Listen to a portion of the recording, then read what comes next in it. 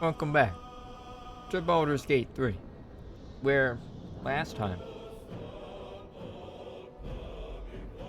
fought the big spider. Is it filled with dangerous spiders? Surprisingly, no. Well, I mean, there were some at the entrance. We fought the big spider, phase spider matriarch.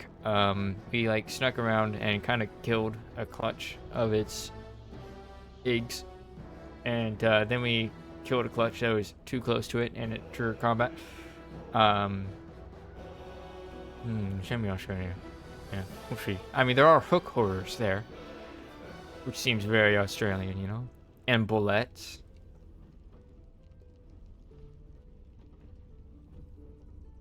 So, you know.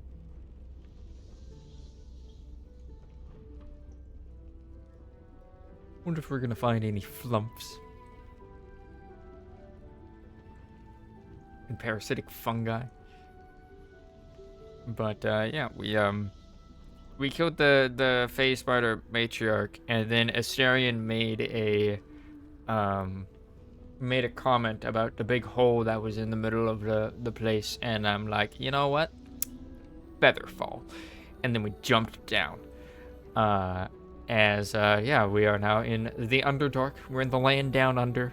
As we find ourselves immediately attacked by a duo of minotaurs. Yeah, we start exploring. We kind of make our way down some ledges as we hear some telepathic speaking, being like, they're coming. Could you imagine Drow had Australian accents? That'd be interesting.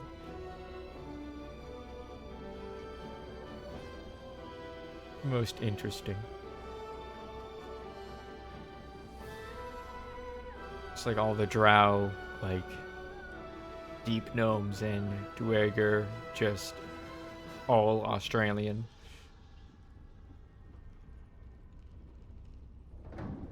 But yeah, after hearing some telepathy, we kind of continued forward, blew up some mushrooms that were flammable, and beyond that, we found some mushroom people who we communicated with by humming a song, and they let us into their little Myconid colony as their sovereign wished to speak with us. So we went to go meet the sovereign, and we found that there was a deep gnome near the sovereign who had been injured and attacked by Duergar, and the Myconids took her in to protect her. But the Duergar killed some of the Myconids in the attack. And it wanted us to basically kill the Duergar camp that had that they had taken from the deep gnomes. And then we spoke to the deep gnome herself. She had been poisoned by the weapons of the deep dwarves, and we gave her an antitoxin, which just cured her instantly. Yeah, didn't need to go find an antidote or anything. We just had one on us. Yeah, she thanked us. Told us that she was part of basically this mining company, this deep gnomish mining company, that were, or actually I think it was a Baldurian mining company, that were mining the area in order to get something. When the Duergar attacked, and she couldn't tell us what exactly it was that they were mining for. She kept evading the question, even when we pressed her on, like, hey, yo, I'm gonna need an explanation. It's like, that's all I can contractually tell you. And I'm like, but I will kill these Duergar for us. She also told us that there were other captive gnomes in a place called Grimforge that the Duergar had taken over. So, yeah. we need to go rescue them. What else? After that, we kind of started exploring the colony. We came across a Hobbo Gobbo, whose name I've already forgotten. But we told him about our tadpole, and he called his friend over, Aurelium or whatever, who was a mind flayer, who had broken away from the outer brain that controls colonies of illithids. And he took a little bit of a psionical look at our tadpole. That. He noted that it was a strange tadpole, as we should have, burst into a newly born mind flayer quite a while ago. But the tadpole was dormant and in a bit of a stasis, and he wanted to kind of examine that. But he told us to get some mushrooms, some Timask mushrooms, and as well as some other kind of mushroom. I don't remember what. We haven't found that one yet. I think. But yeah. Then we found a lady with a missing husband. They were collecting mushrooms when they got separated, and she's just kind of. We offered to help her find her husband. And then before we leave the colony, we come across the sovereign of another Myconid colony, whose colony had been killed by the Duergar, and he wanted revenge. And so we let him accompany us on our adventure. We then started exploring outside the call.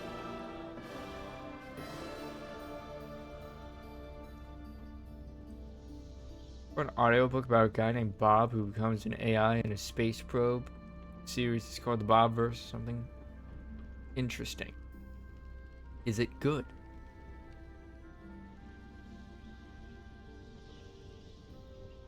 But we explore outside the Myconid colony. Get fucked up by a bullet that, like, with its leap, yeeted me off of a fucking cliff into the abyss. So, like, that was a reloaded save.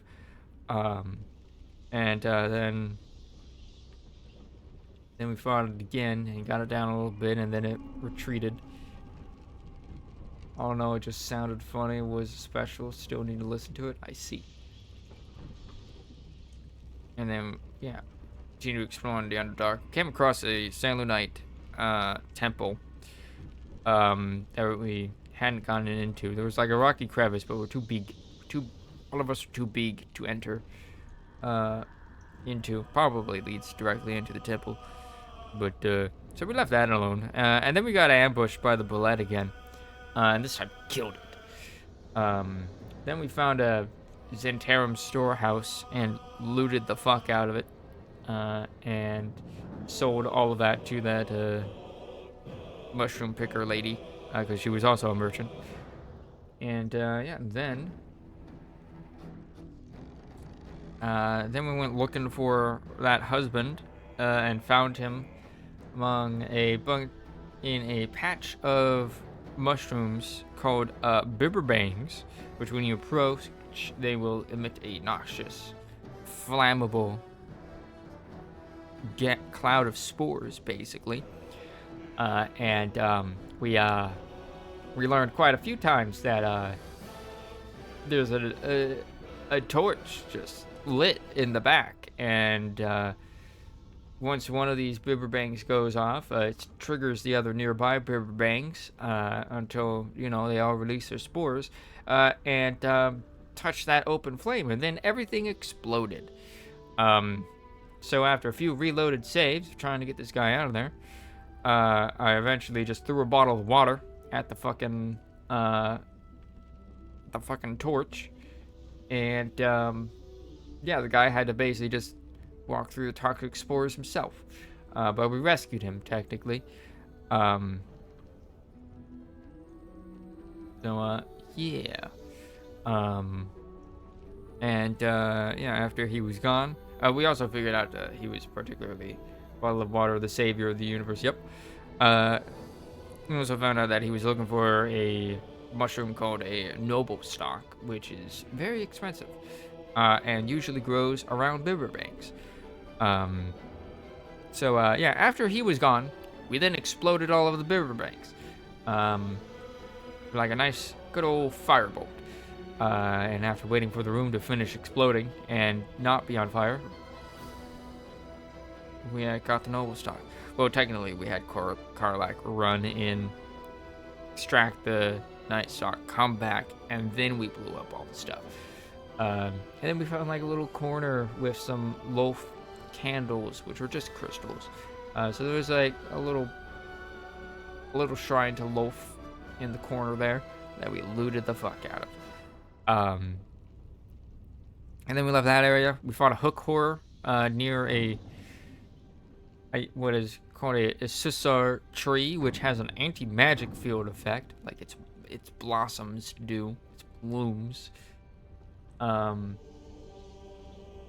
tried taking one and it like gave the entire, well, made it so that my character emitted an anti-magic field, which was cool. But yeah, we yeeted that into a corner, and then we killed a hook horror. Found that around the tree were even more hook horrors. I'm like, I'm gonna come back later for this, and left. And then by this point, we were kind of exhausted and spent, so we took a long rest. After, like, telling the lady, hey, we got your husband back. She then told us that she owns a shop in Baldur's Gate that they're going to return to after a while, after they're done in the Underdark. So there was that. And yeah, we took a long rest. Now, fully rested, we then went into the place where the deep gnomes were attacked by Duergar.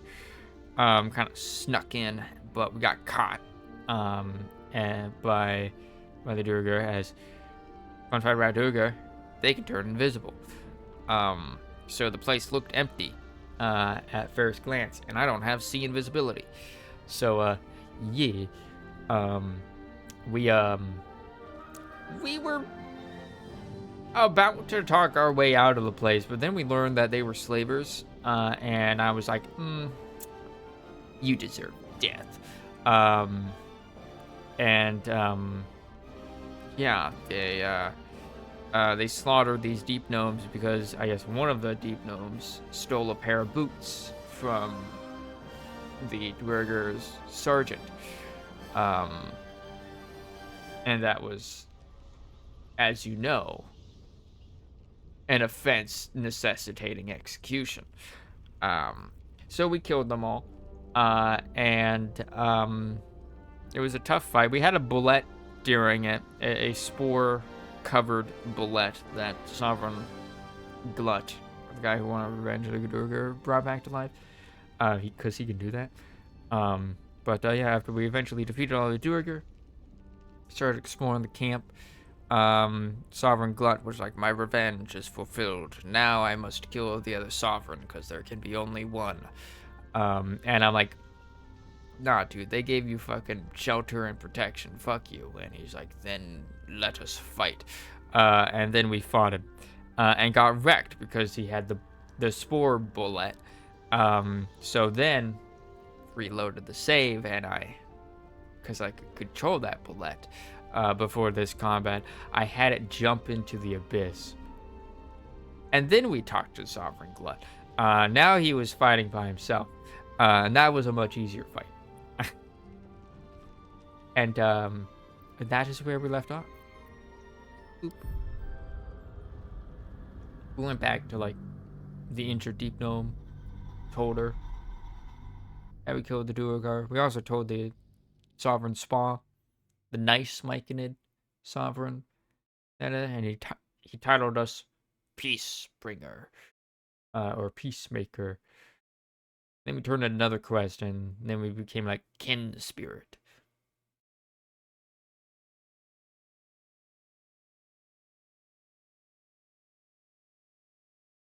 So yeah, we are becoming one with the Myconid people.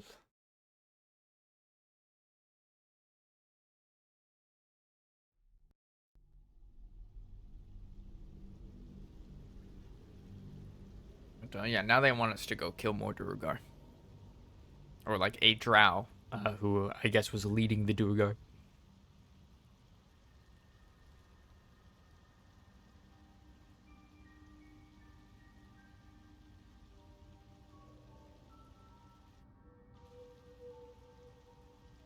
Oh boy. Gotta wait for things to load in. And mushrooms.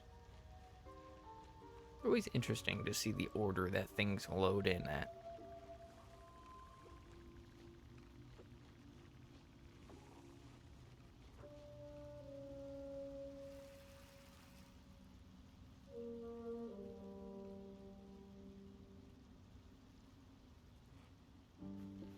There we go.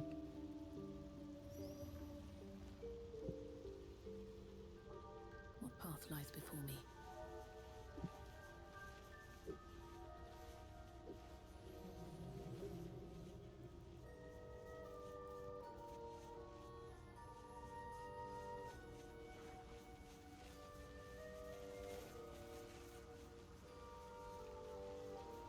And loud in this area. Shadow of Menzeberzin.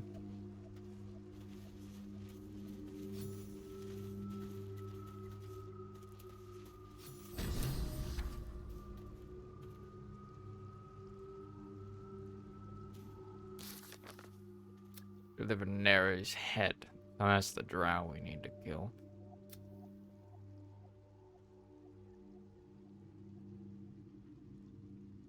Plenty of valuables behind. Have I got everything then?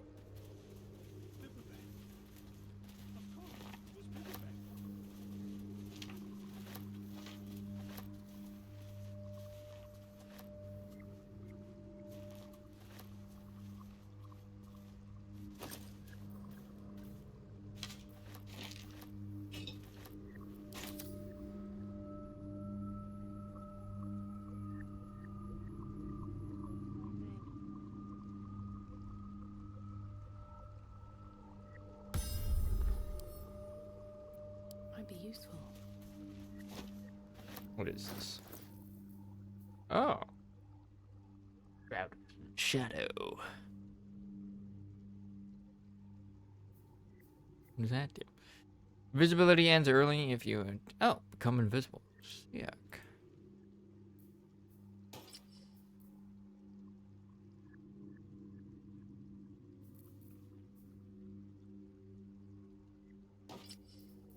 Give that to you. No one stopped me yet.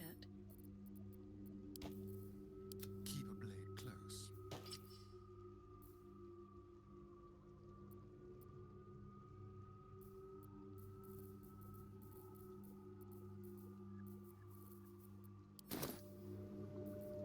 Still alive, so that's progress.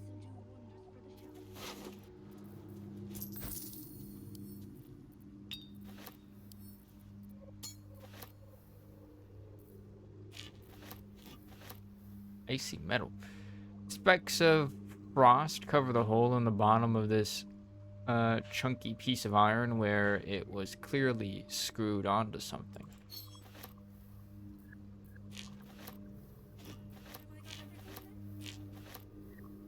Lump mating rituals. The cover features an embossed image of two flumps with their tendrils intertwined.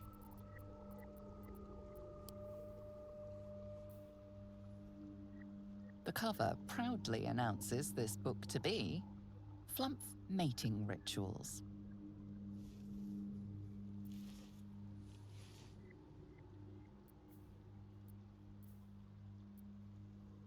Examine the book closely.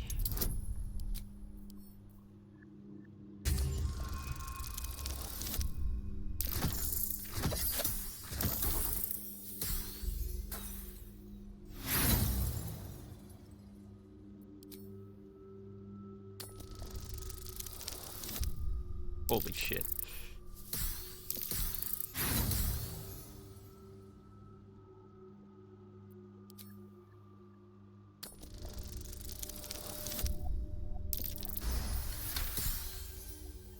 The scrutiny proves too much. The lurid text melts away before your eyes. An illusion. What remains are simple instructions written in a spare hand. The secret to Ooh. forging adamantine. But I want to know about the mating rituals. The pages, apparently copied from a master tome, describe the construction and use of a grand forge in the Underdark. Among the Sharans dwelled the gnome Siluv Yali, whose talents for wizardry were known from candlekeep to sorcery.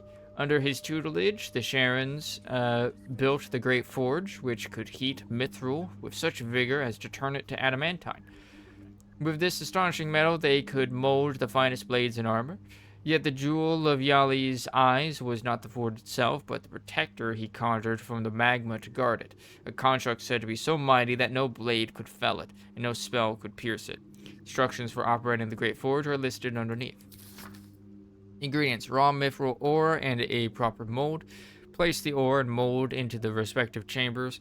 Pull the lever to lower the hammer and prepare the ore for smelting. Open the valve to allow lava into the crucible and drop the hammer again to forge the product. Adamantine forge. Curious.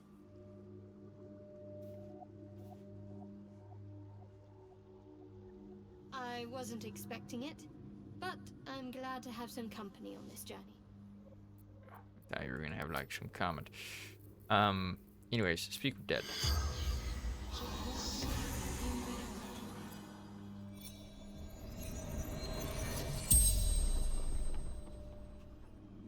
The corpse regards you lifelessly.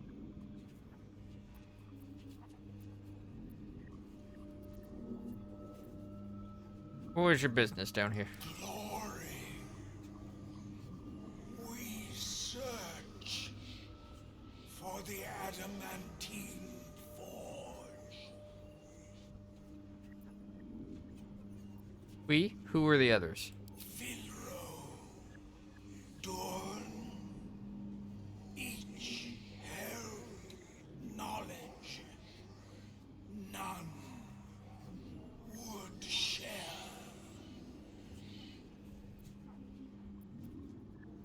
What was your knowledge of the forge? Secret to its operation. Book disguised by magic. Useless. What is the adamantine forge? Lost workshop of Siluriali. Finest weapons in all creation.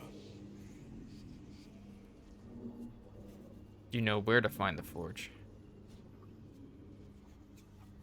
Dawn knows, but cannot tell. The spell's power wanes. You can ask no more questions.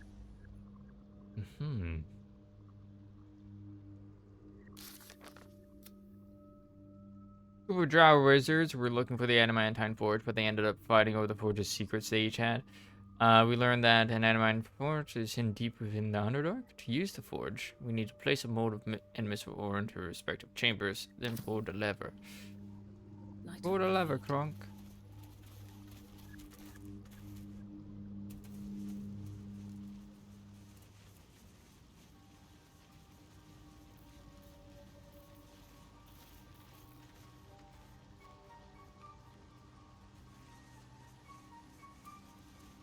Hold on. I think about it. There's a few like dead bodies of like Gregor on about here. Eh?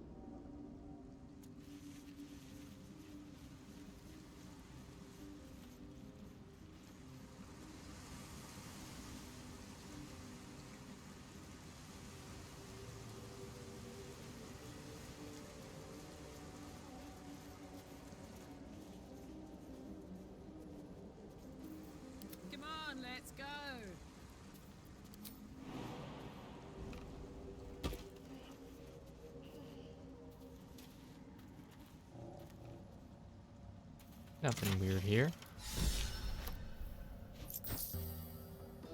Clever cuckoo. Drew from the giant bird's nest and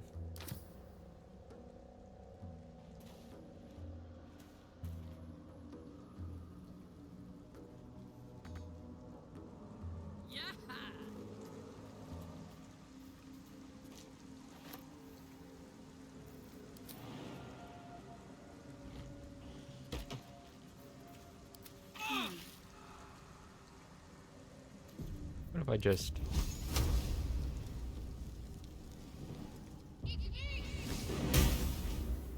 immune to fire damage, eh?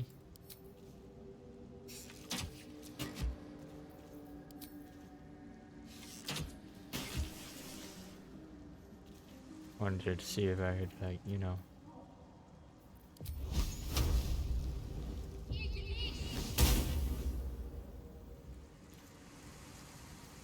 No time to rest.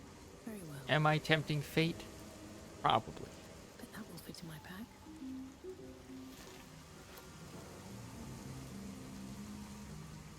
I wonder if I can speak to the gnomes.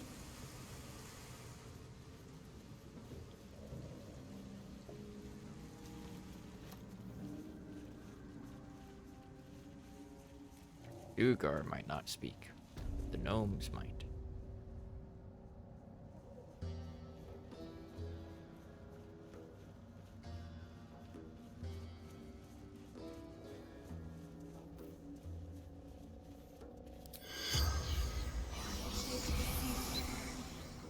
The corpse remains silent. Nope.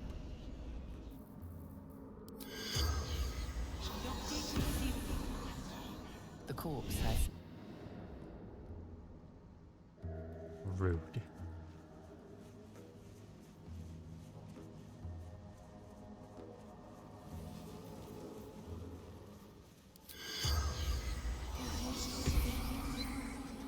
the corpse has nothing. The corpse remains. What's in here?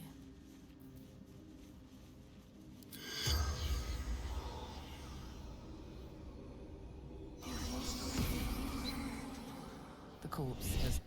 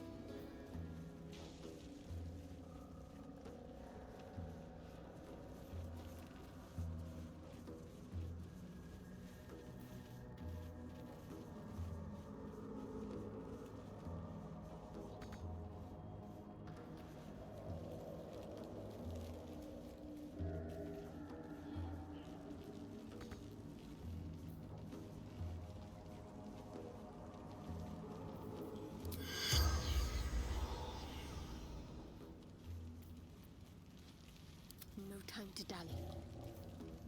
Best get going. One day I'll catch a break.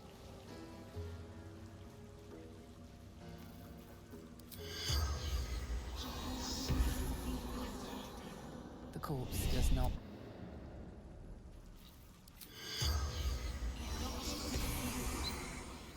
The corpse has nothing to say. None of these guys want to say anything.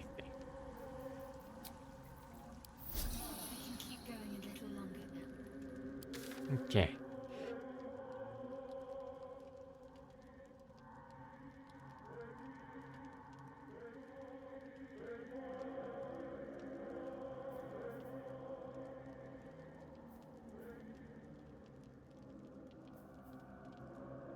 In towers.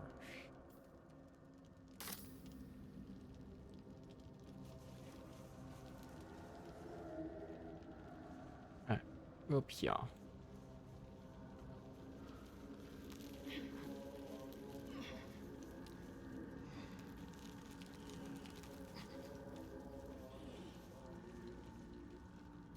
capital east. 5.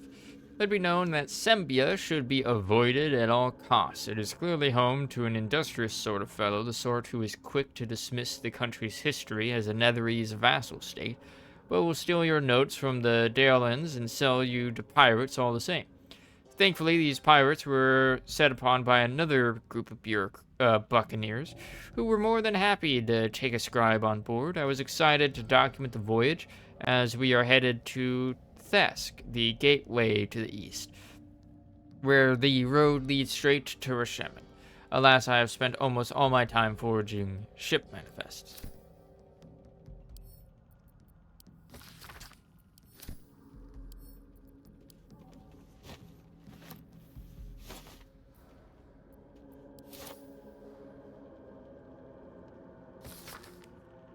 Badly charred diary with property of Wobrin, written on the inside cover. In one of the few legible entries, the author wonders if he'll ever see his friend Barkus again, now that he's departed for the surface world.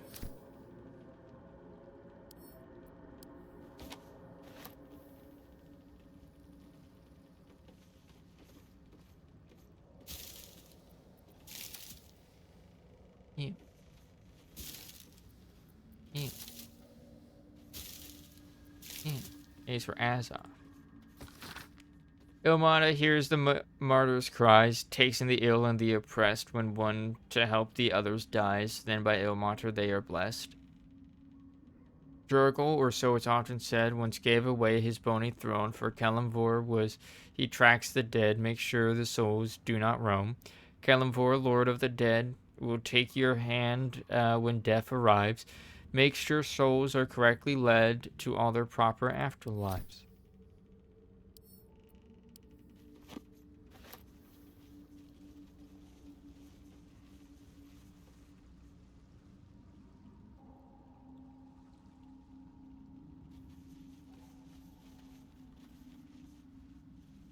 Oh, huh?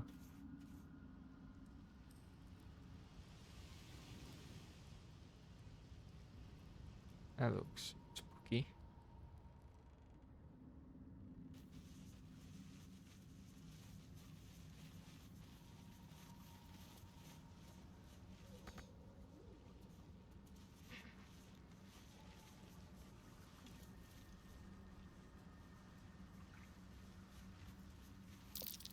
Something over there.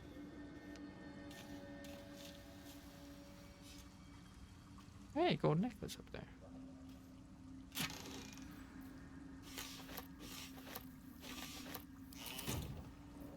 Damn, it's good to be alive.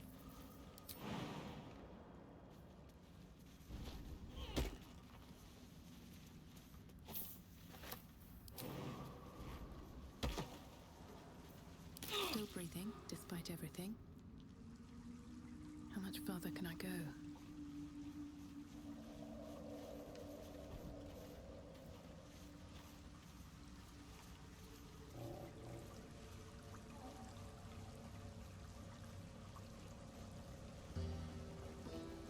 Timber boots.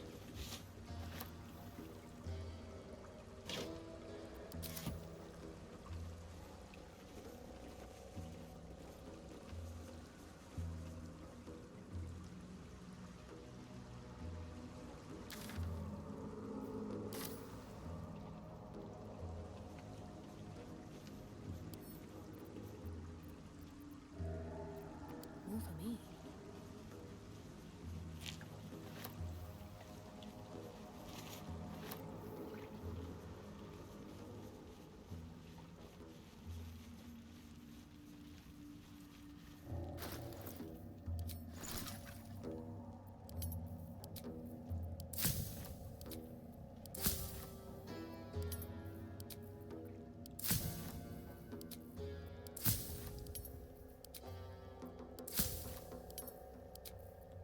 Nightlight.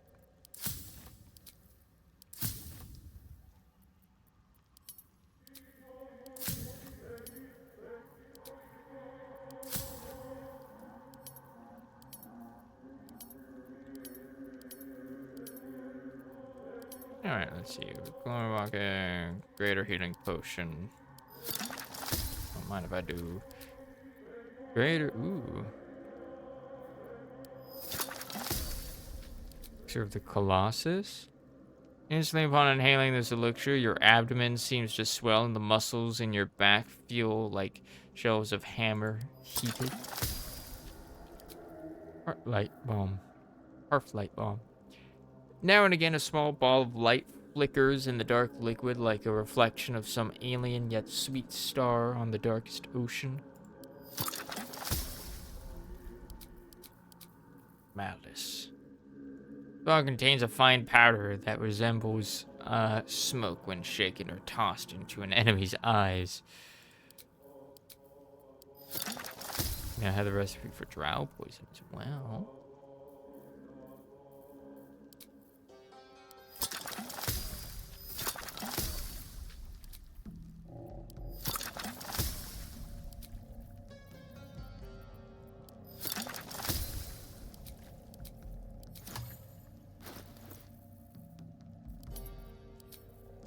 Okay.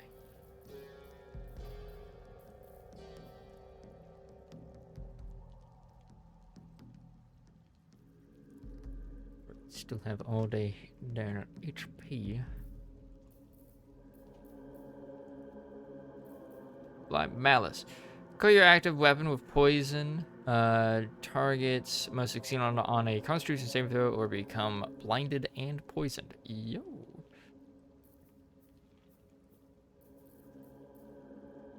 Greater Elixir of Arcane. An additional...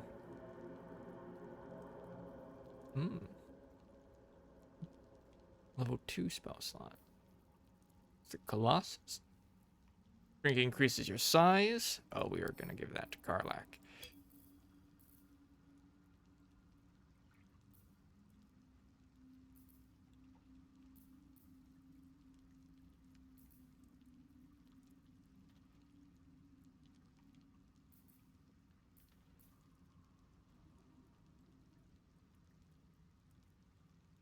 Fire resistance to fire vulnerability. Yo. Players that are immune to fire are unaffected. Interesting.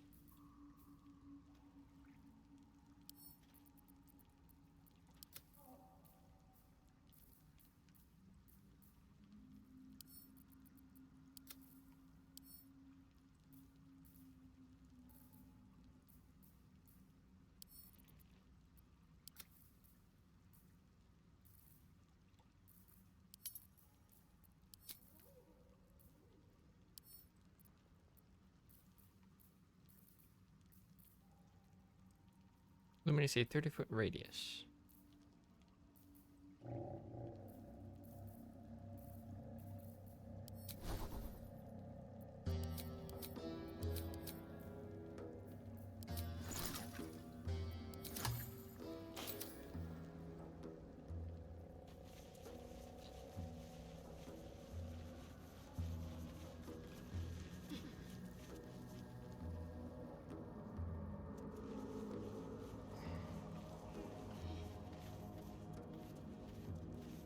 Nothing but rocks.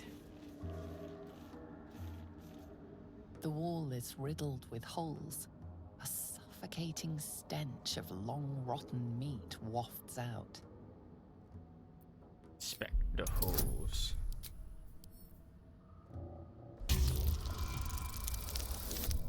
Nice.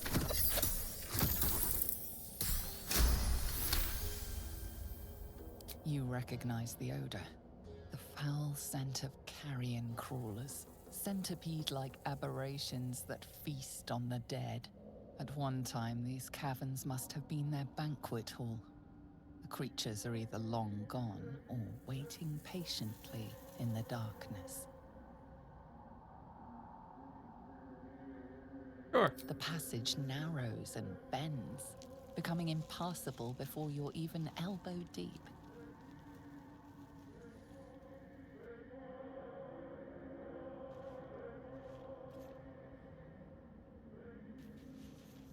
A bone, dry and brittle. Empty.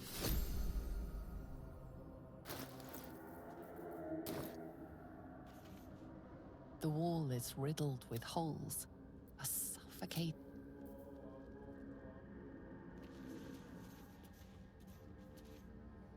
Young quick save after hearing all that shit.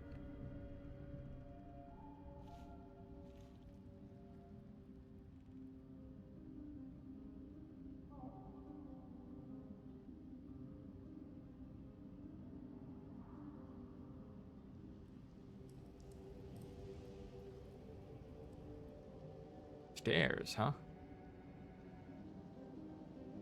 Oh.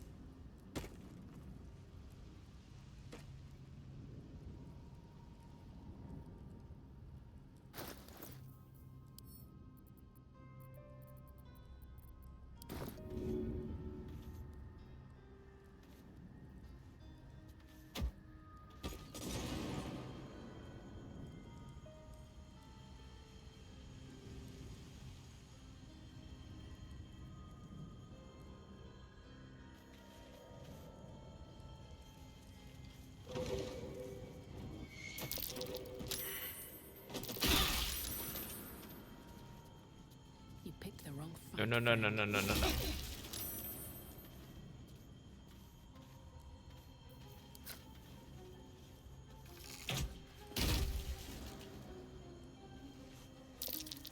Quite the burrow hole. I'd rather not meet its maker.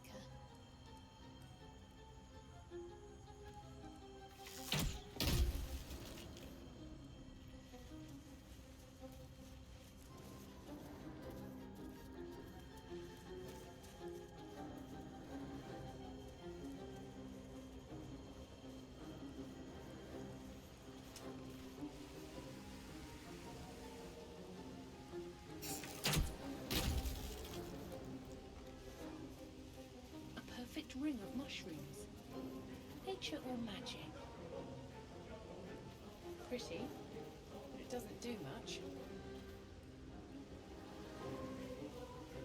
That's a fake crossing. Don't snap like twigs. Must have been quite a fall.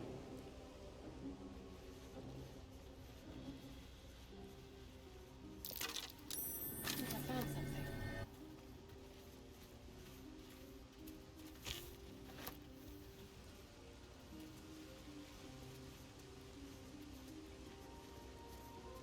Where? What's this?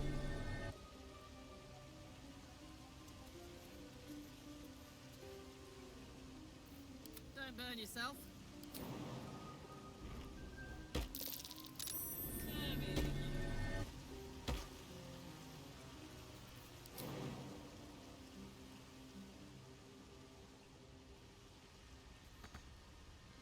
Let's move.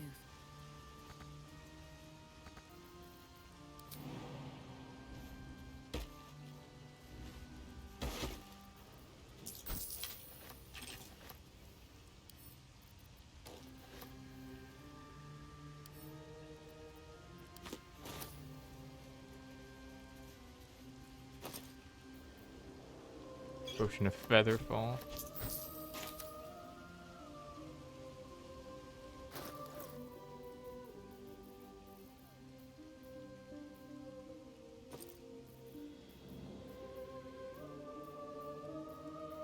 There's some featherfall ones.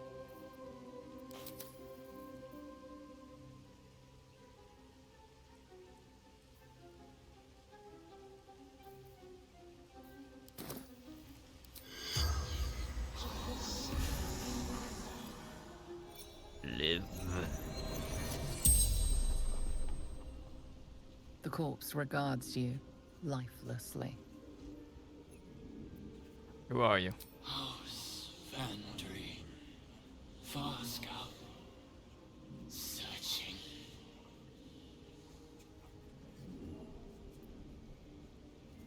What are you searching for? Quick path to surface. What happened to you? Through backpack. Too light. Fell. How did throwing a backpack make you fall? Mushrooms. Disappear. Guessed wrong. Do you have any allies nearby? Worked alone. Better that way. The spell's power wanes. You can ask no more questions.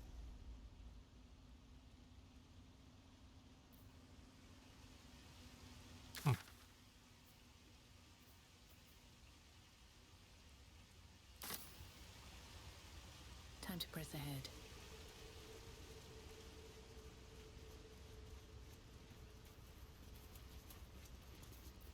Well, well, well.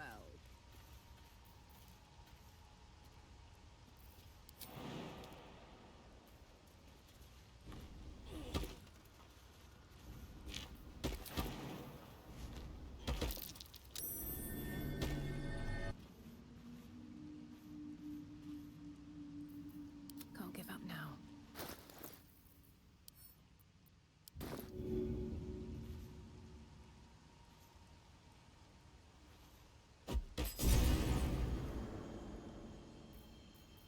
Soldier.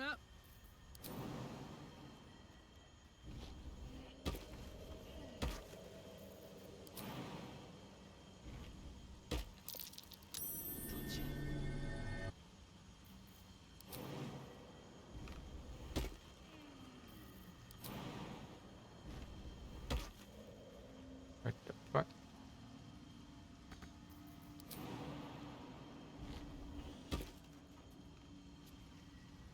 Soldier.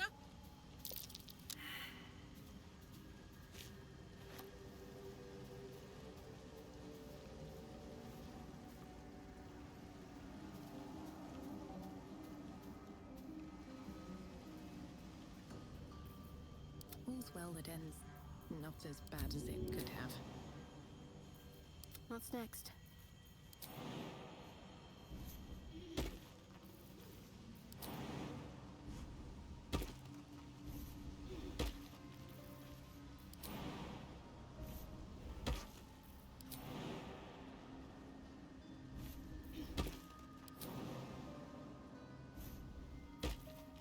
How delicious.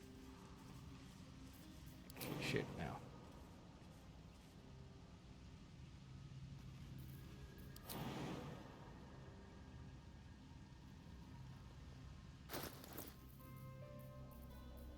What to do?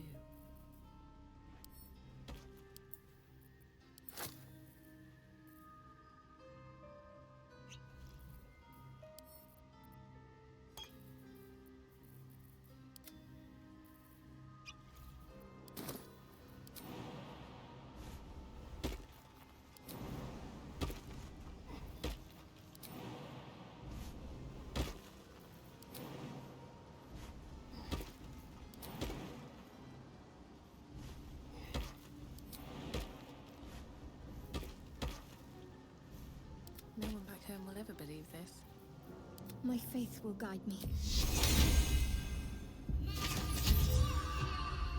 I've got a long road ahead.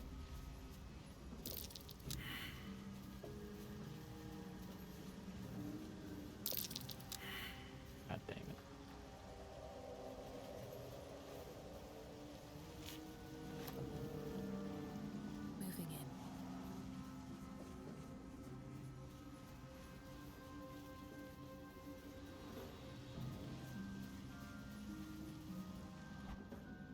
Mushroom circle.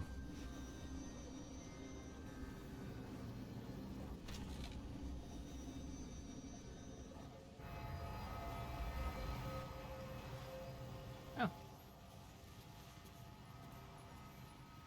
Takes us back here.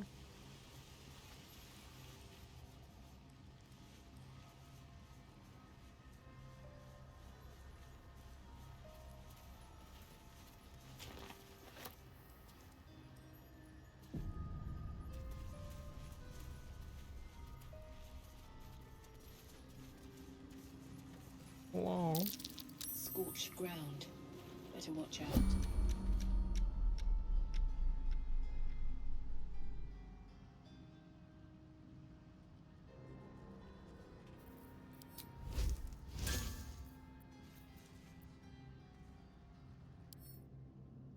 Resistances. Slashing. Piercing.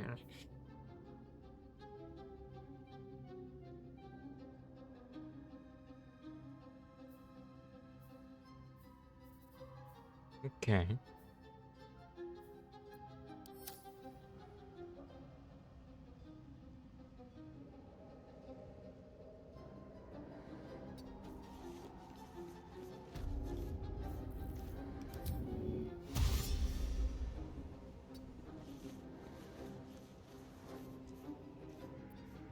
Watch your back.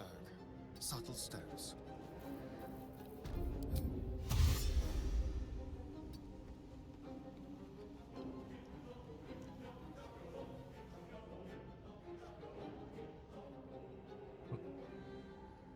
Wait, I'm one of them.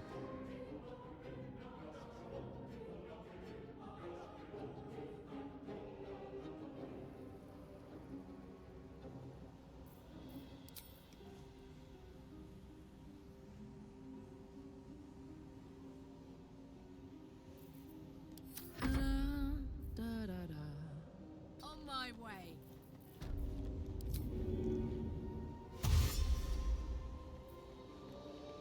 These things have stayed interesting.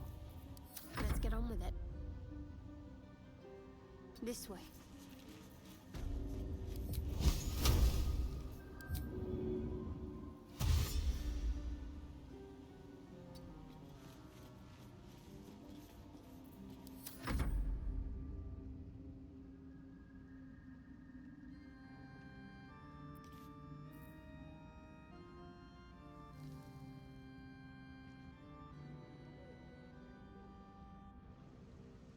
Oh, that looks like it totally goes.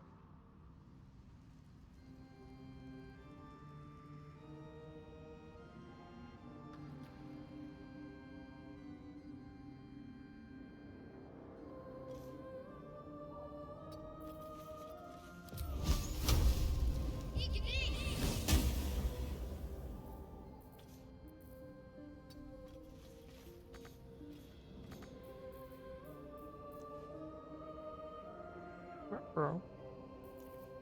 Well, hello.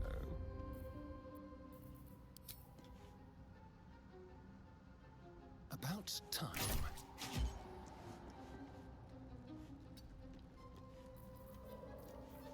You shy?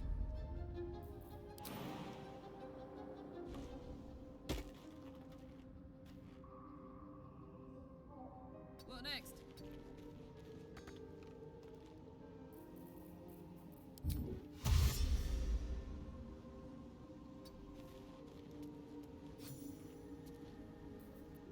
Never a dull moment. Never wanted the easy path.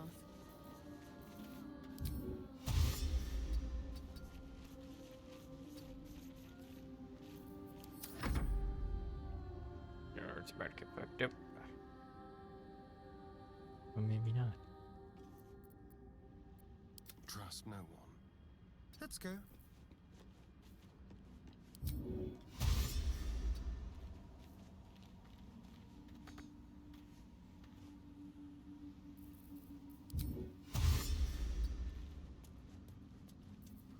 Let's march. All right, what now?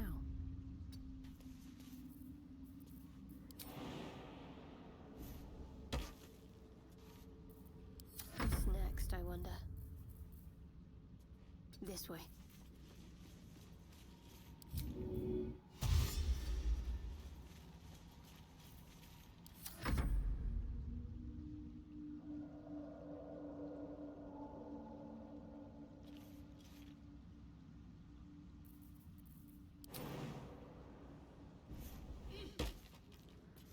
Keep your distance, darling. Have a lot on my mind. And, well, in it.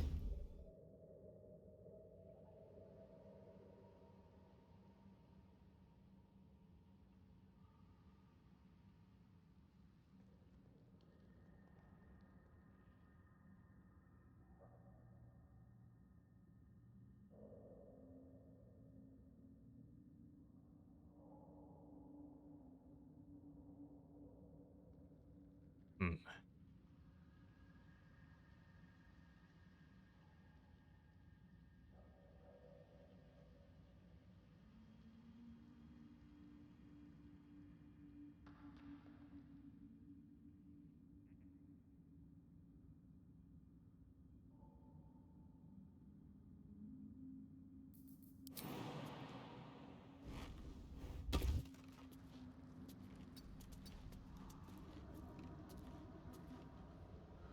Keeping my head down.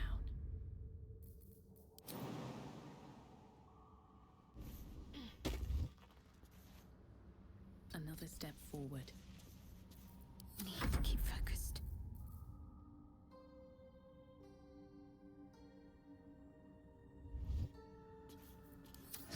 Smells tasty.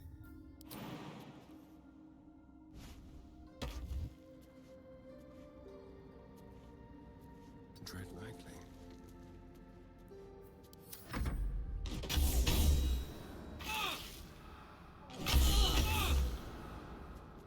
Ouchie.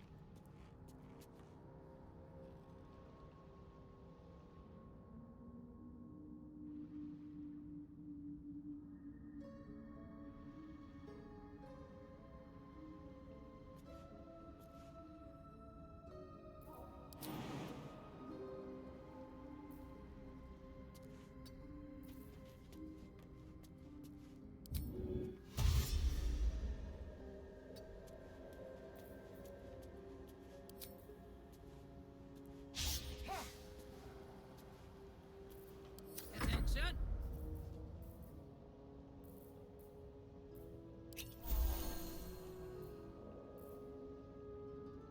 Steady.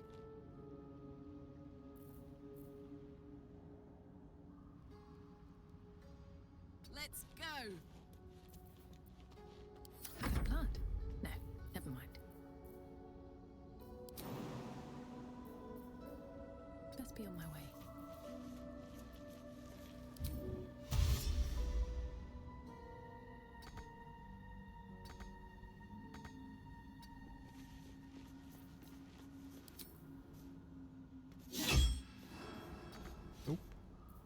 I wonder what the next move is.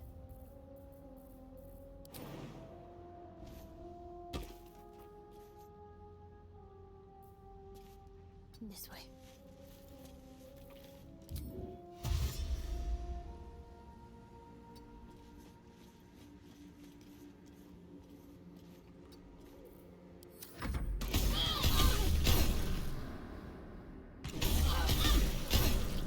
Not going to last much longer.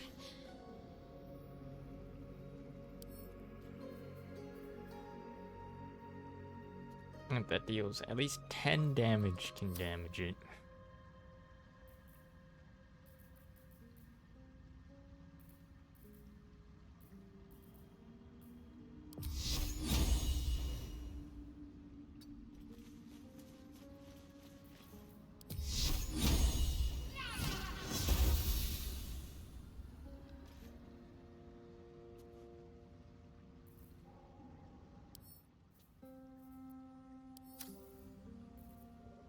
Don't touch me. It?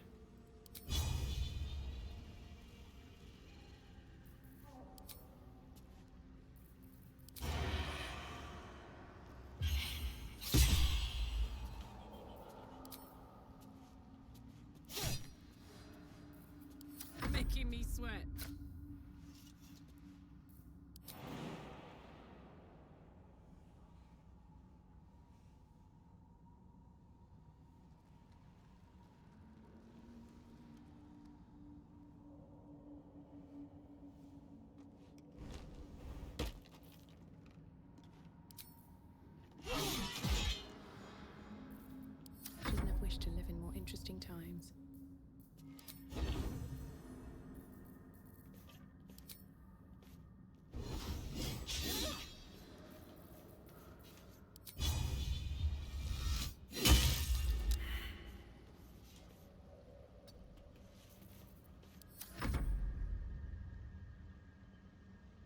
dazed. What a charmer.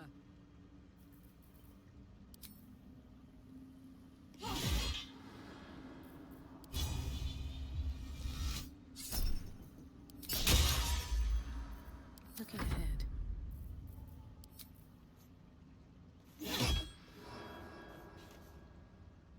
Huh. I'm ready.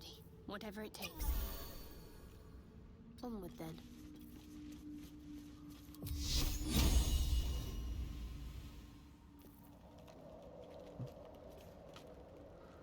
Careful, I bite.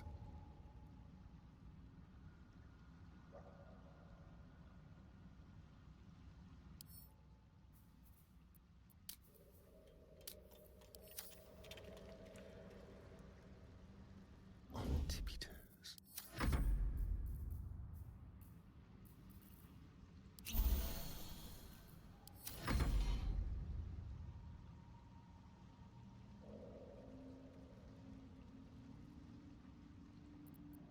There is work to do.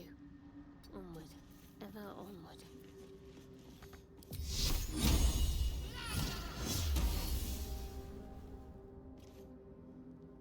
Oh.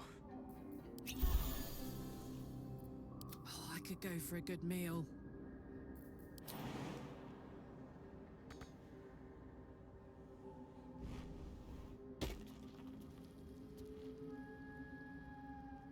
Moving it.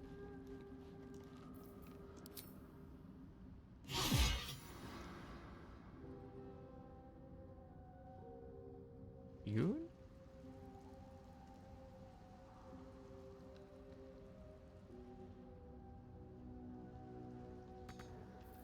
Never a dull moment.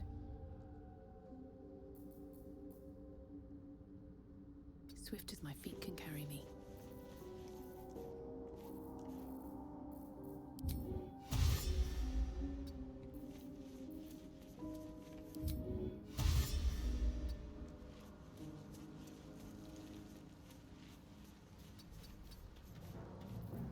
A long way to go still. This isn't important. Silent as the grave. A very penetrable pocket.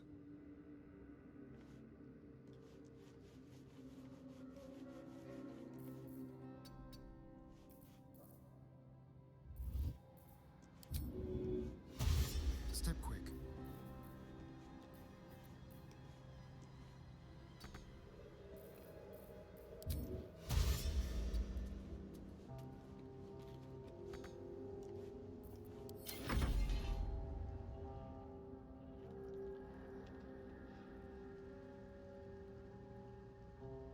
We very obviously did not turn it off.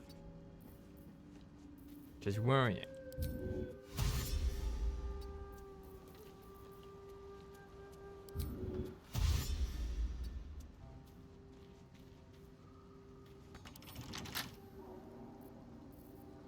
What's the story?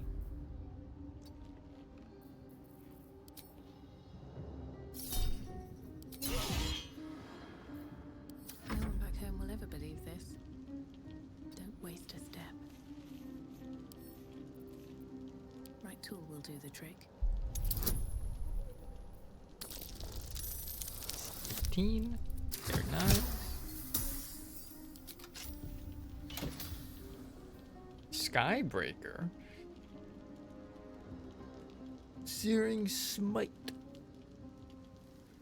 And they shall have Celestia's light, even if we must crack wide the heavens to bring it.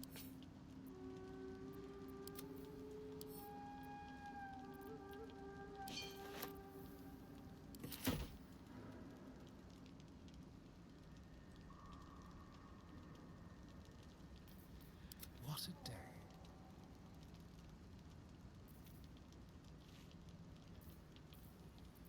Looking ahead.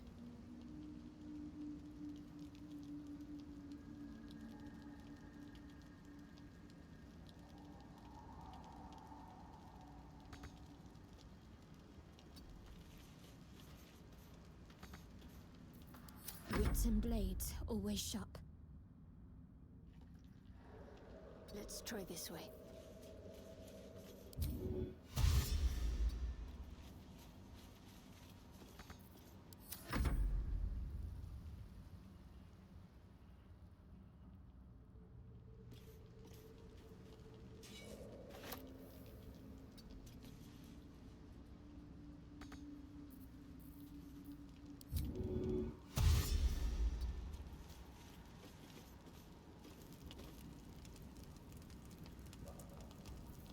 No time to rest.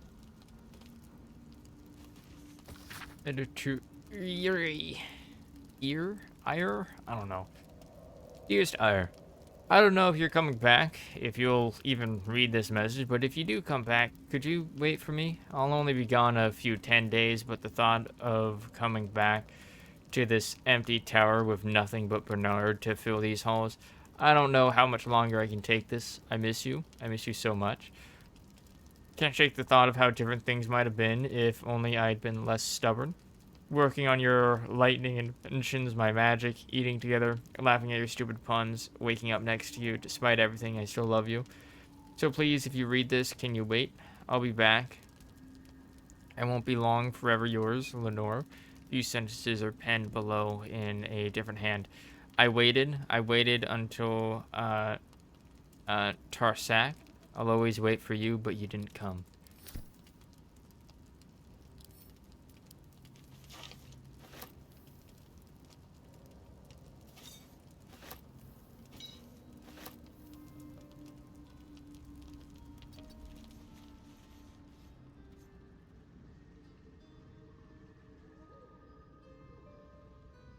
Oh. Wanna dance? Honk honk.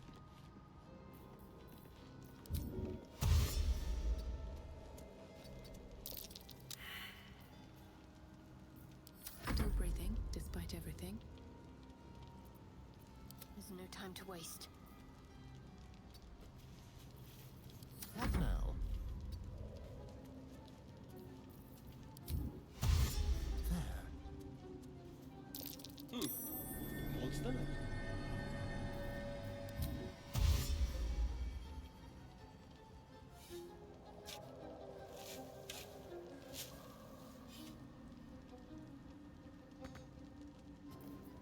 Alright, what now?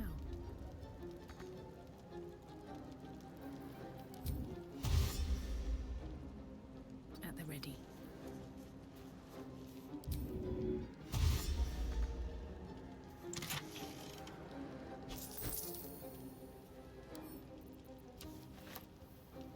Sneaky cloud.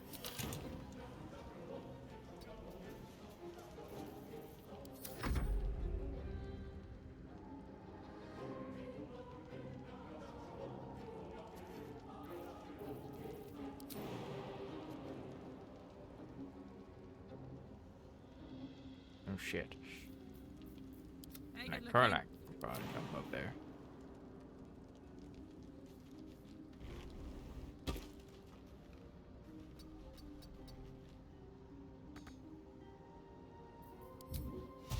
Toes, toes. Good move. That was too high.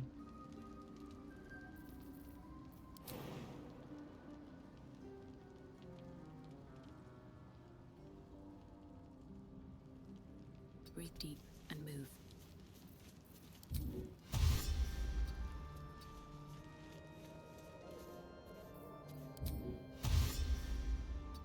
No, no, no, no, no, no.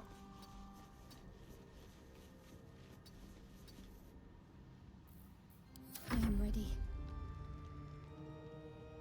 I'll go this way. She should. Is someone there? Moving.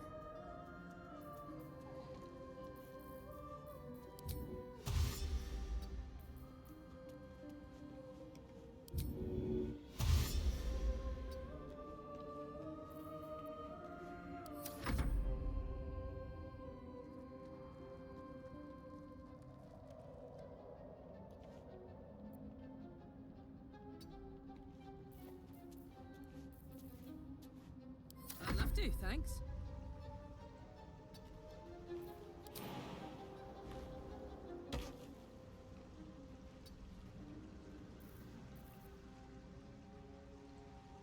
I've got a long road ahead.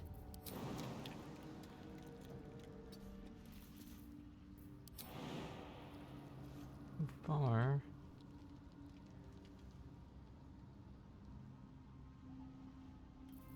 What am I to do?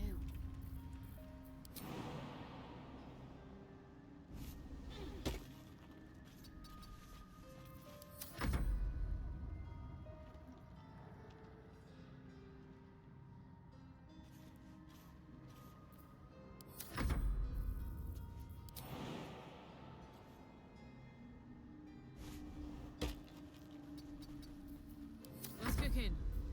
I'll give up now.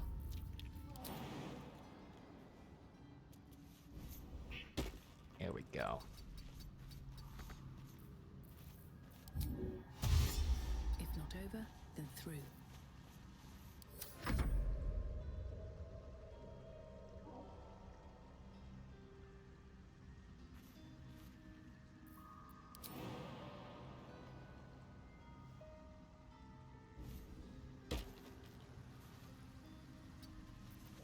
Hey ho. Oh yeah. A lot on my mind, and well, in it.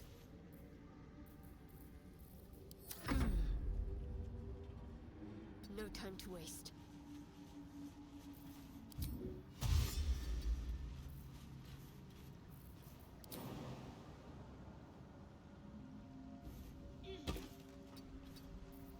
Watch your back. Shall we? I'm surprised we're still in initiative. Worries me.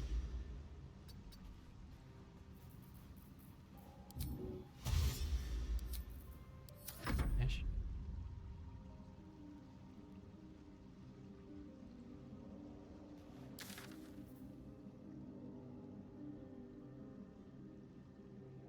I like how you can tell that these are mushrooms that you can move upon because they're just brightly colored.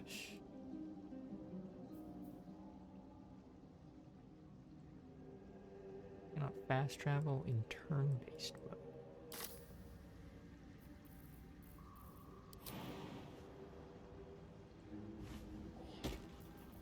Shouldn't have wished to live in more interesting times.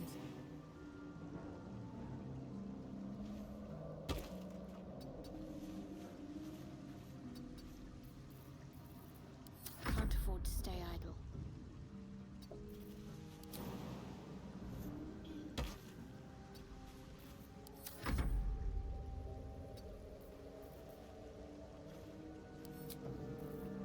Hey, good looking.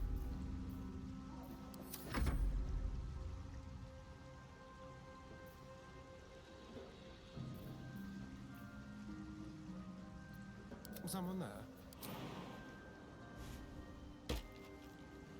Yes, let's.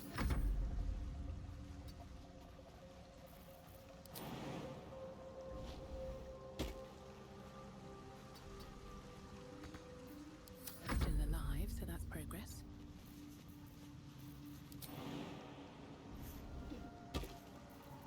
Whatever comes, I'm ready.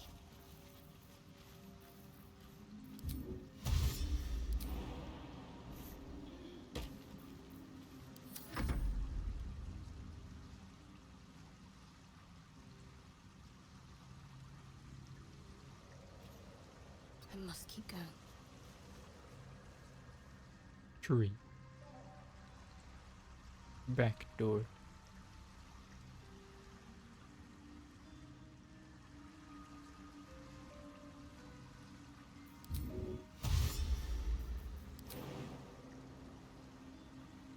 I don't know what. Big damage there. Best get going. On my way.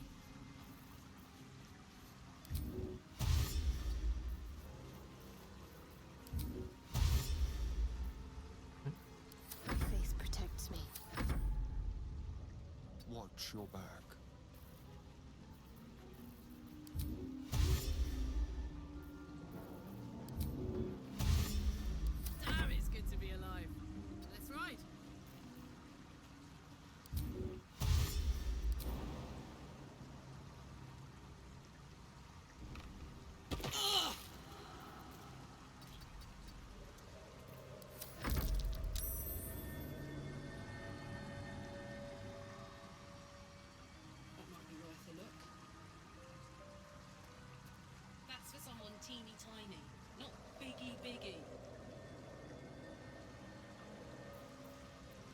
Keep a blade close. Let's move. What's the story? These things have stayed interesting.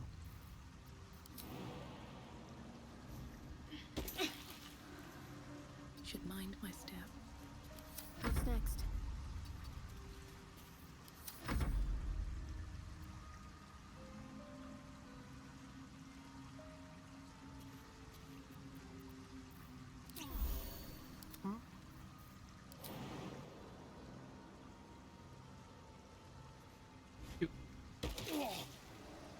Tread carefully.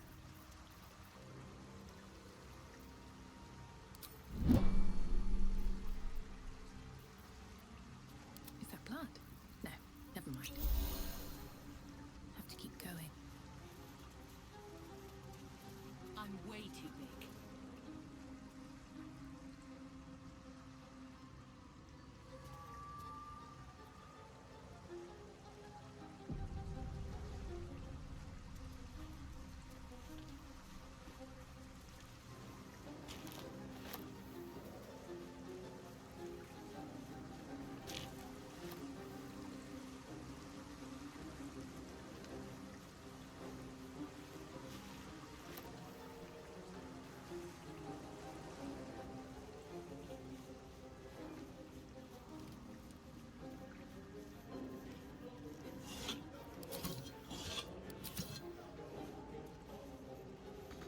No way to ignite these.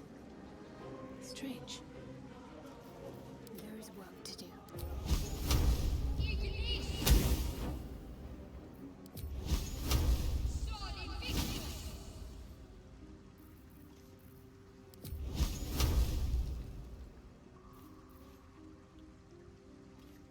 I need throw. I'll take this way.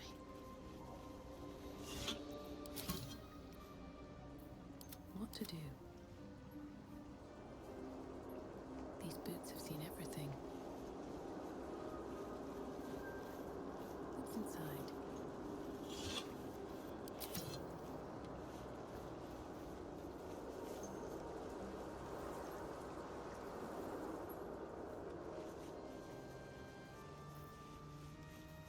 What a day. Go.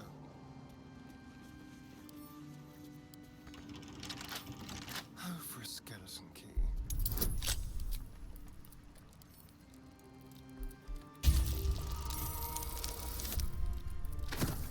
Damn.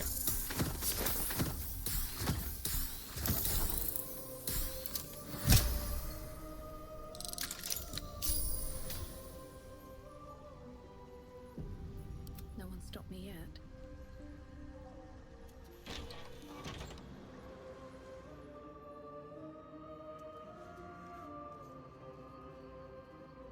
Power generator. Withered blue petal.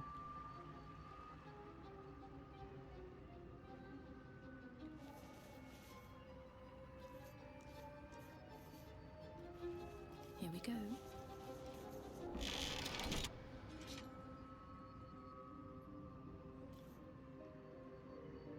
Need to find a way forward.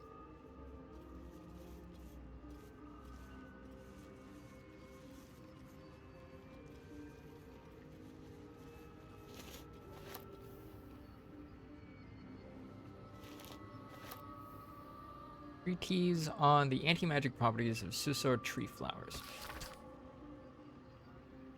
The anti-magic properties of Susor tree flowers by L. de Hurst. For those knowing about Susar trees, their magical properties have always been a topic of debate, not only their ability to create an anti-magic aura, which is complete enough that even those unattuned to the weave can feel its effect, but also, and most interestingly to those living in the world above, the ways its roots, bark, and flowers can be harnessed to make magic items. Rumors of such items are rare, but spread in settlements bordering the Underdark. Their existence, however, has never been confirmed by any of our clerics, nor by any other reputable scholars.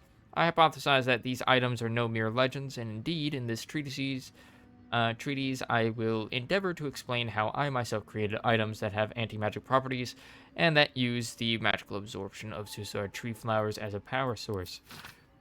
Lines have been drawn on the following pages as if the author intended to fill them with writing, but the remainder of the thin book is blank.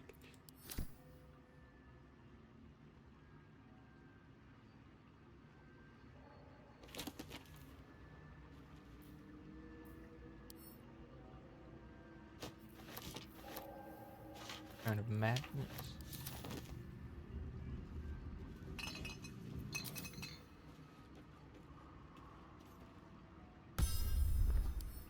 Pick up.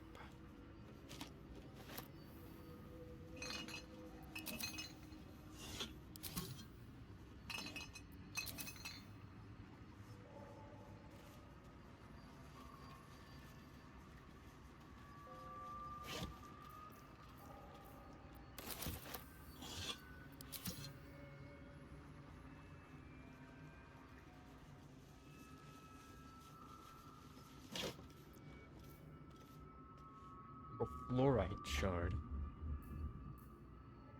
Common underdark crystal.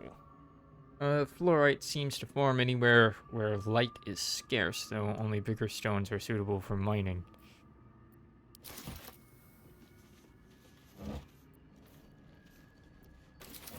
What's hiding here?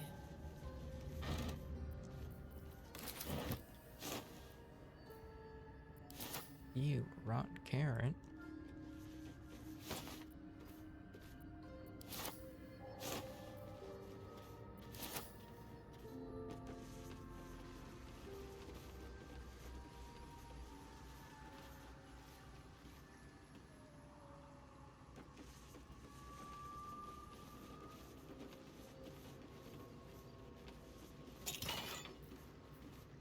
Uncovered mysteries. Beneath the layers of dust covering this necklace, its inlaid gems still give a blue sparkle, the color of Mistra's clergy.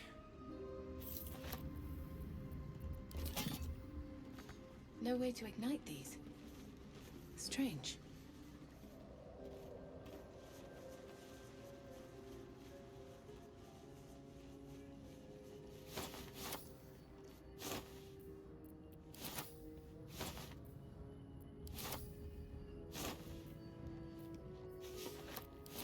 Hat, of course. Death and resurrection. That could be lit.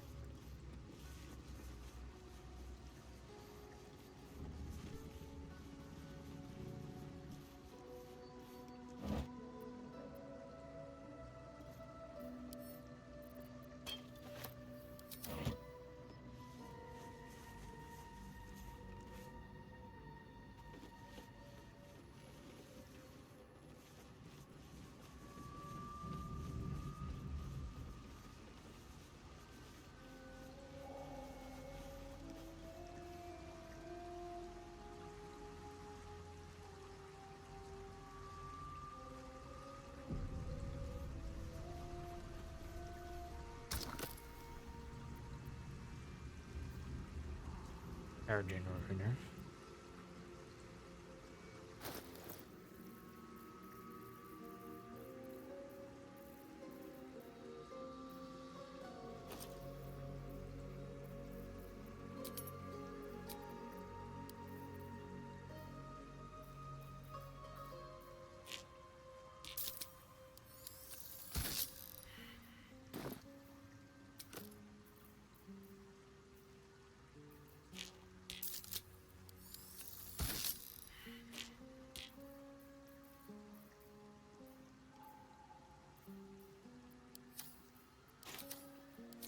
I'm guessing I need that blossom. Alright, we're gonna take a break. Boop. Boop. I am back. Had broiled beef and brown rice for dinner. It was pretty good. Alright.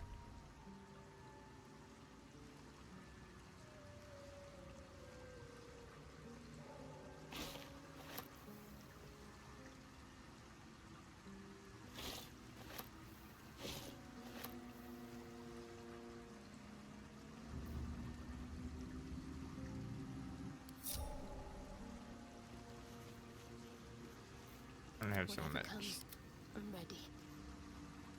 Not under a bunch of mad effects. Watch the shadows. A long way to go still. Wits and blades always sharp. Don't burn yourself. All right.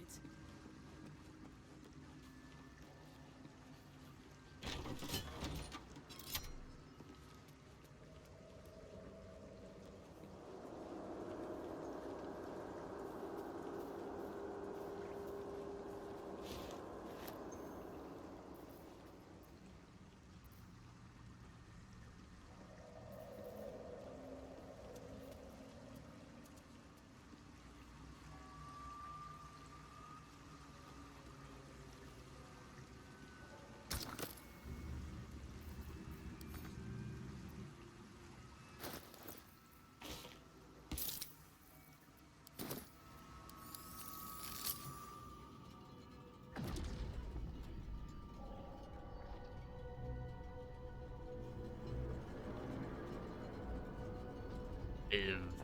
Live.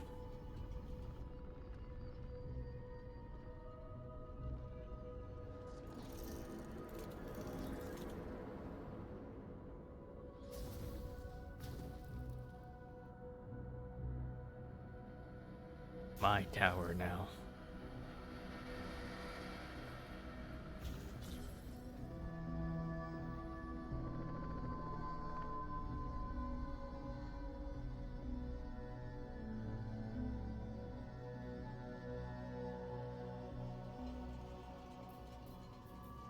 All's well that ends not as bad as it could have. Wonder if the gods are watching me. Come, friends. Let us explore the tower now. Arcane lights, of course.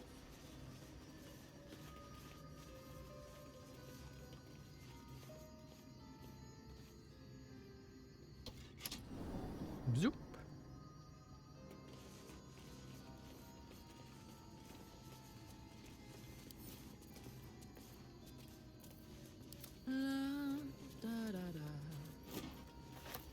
What to do? Threadbare book. This threadbare book looks like it once contained a play, but most of it has been lost to time, vermin, and an unfortunate ink stain. Only two full sentences are distinguishable. How can I trust? How will I ever know? How can I show myself my darkest me? Seems like the owner was quite the literary type. Very nice.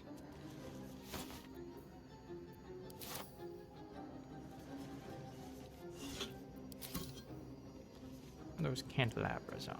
Get some light in here.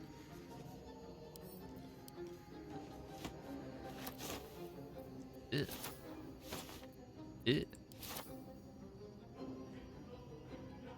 Can't slow down.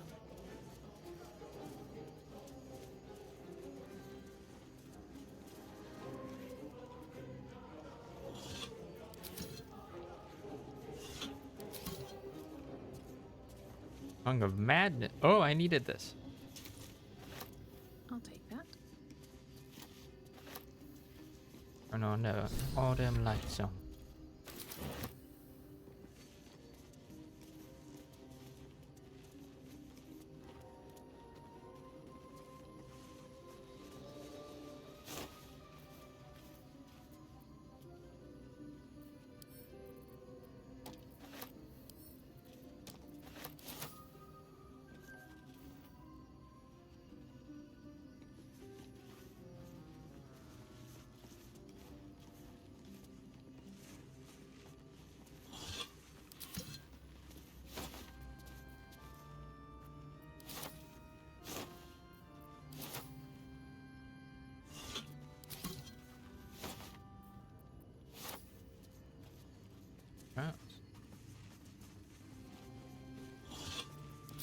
Alright, and you can get some of these here as well. Traveler's chest. Uh-huh.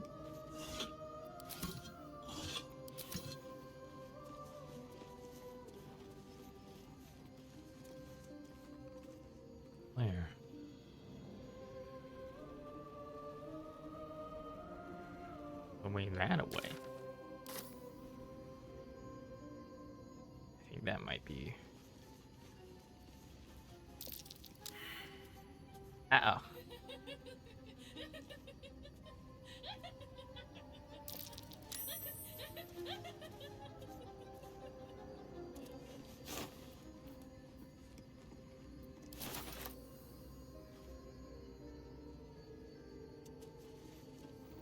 I'll give it a shot.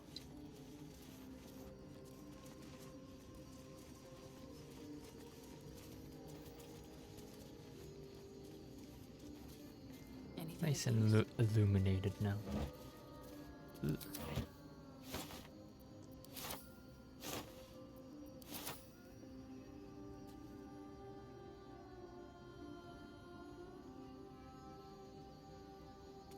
Is there a way for me to keep ascending?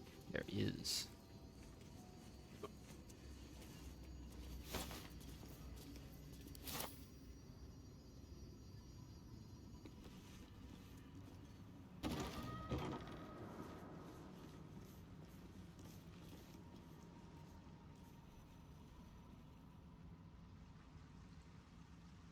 Uh-huh.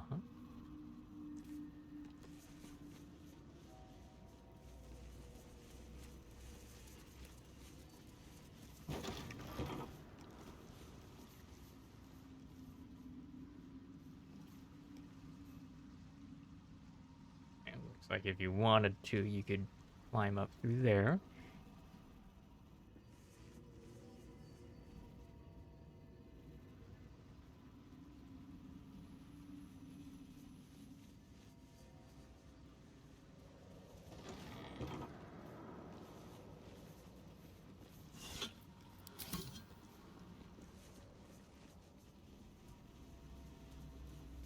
I'm wondering when we're gonna encounter a mimic. Ascend.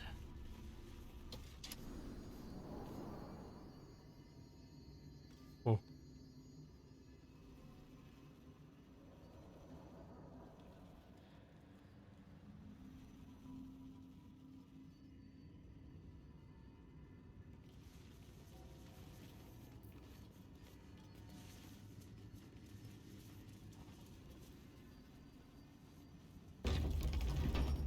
EV doors.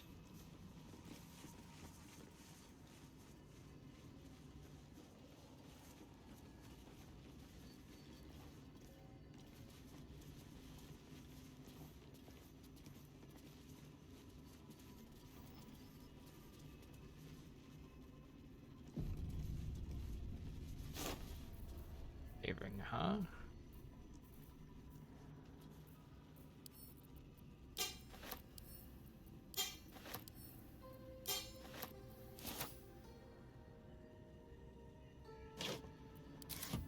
That's it.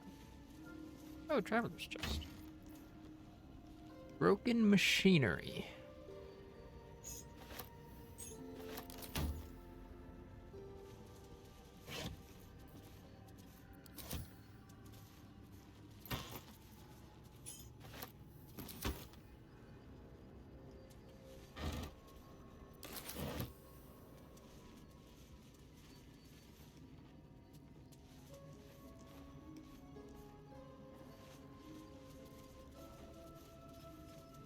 Who dis?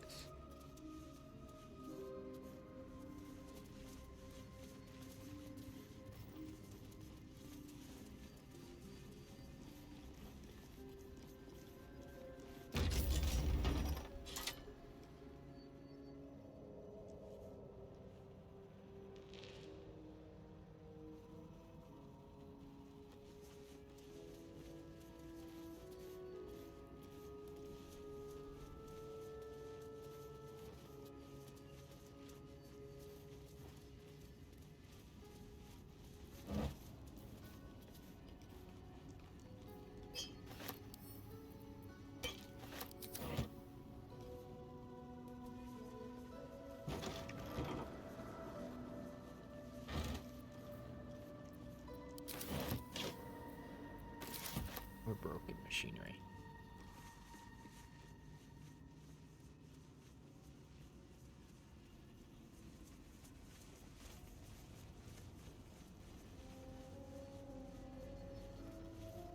dusty book. Beginning with this book proudly declares it to be a play by Dame Inia, followed by an extensive introduction and 23 pages of notes on the text. Though the book itself seems barely touched, one stanza is encircled twice. There is a light in every living thing. It's crawling towards the surface to survive, and in its wake it tramples everything. Will kill the rest so that it can so that the one can thrive.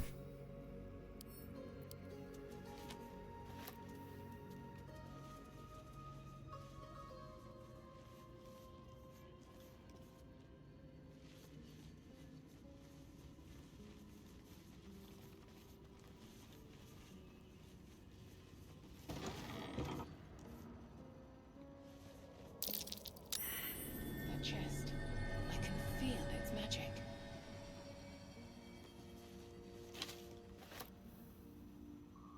Chest of the Mundane.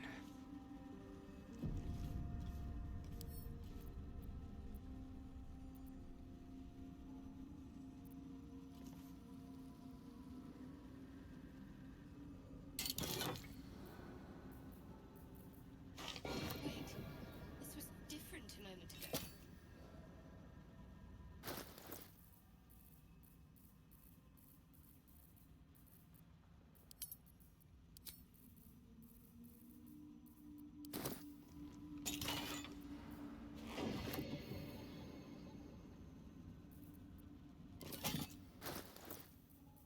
Cup.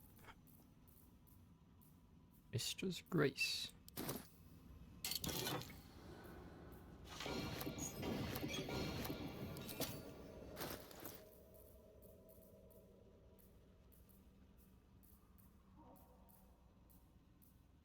Mistress Grace. Featherfall. That might be pretty good. I'm ready. Whatever it takes.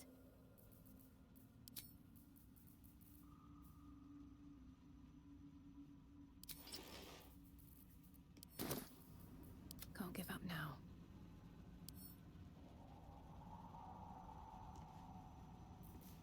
Let's march!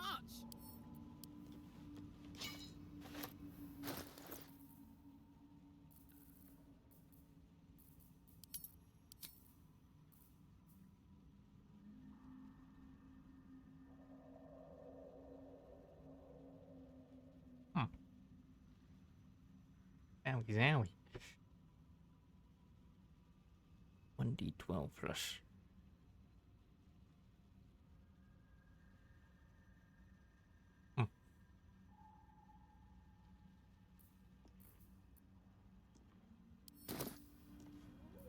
Shouldn't have wished to live in more interesting times. Neat. With haste. Still yet more to explore.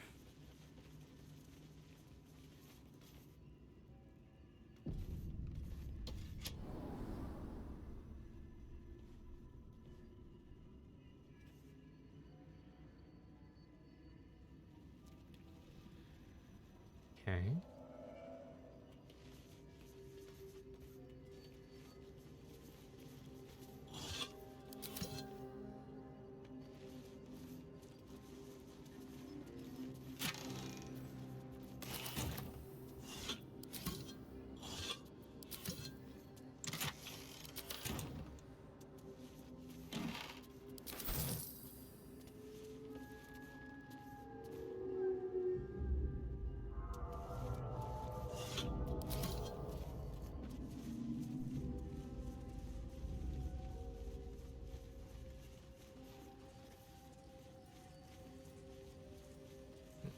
Found a bedroom.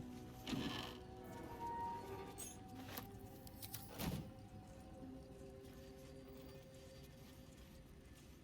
hardly feel the spinning.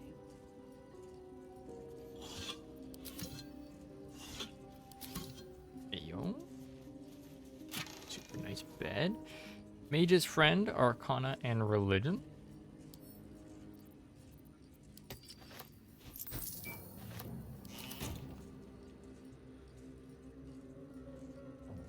Marcus Miles.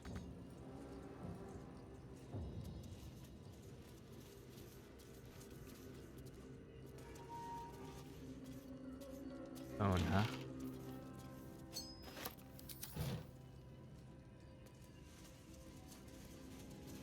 horror head.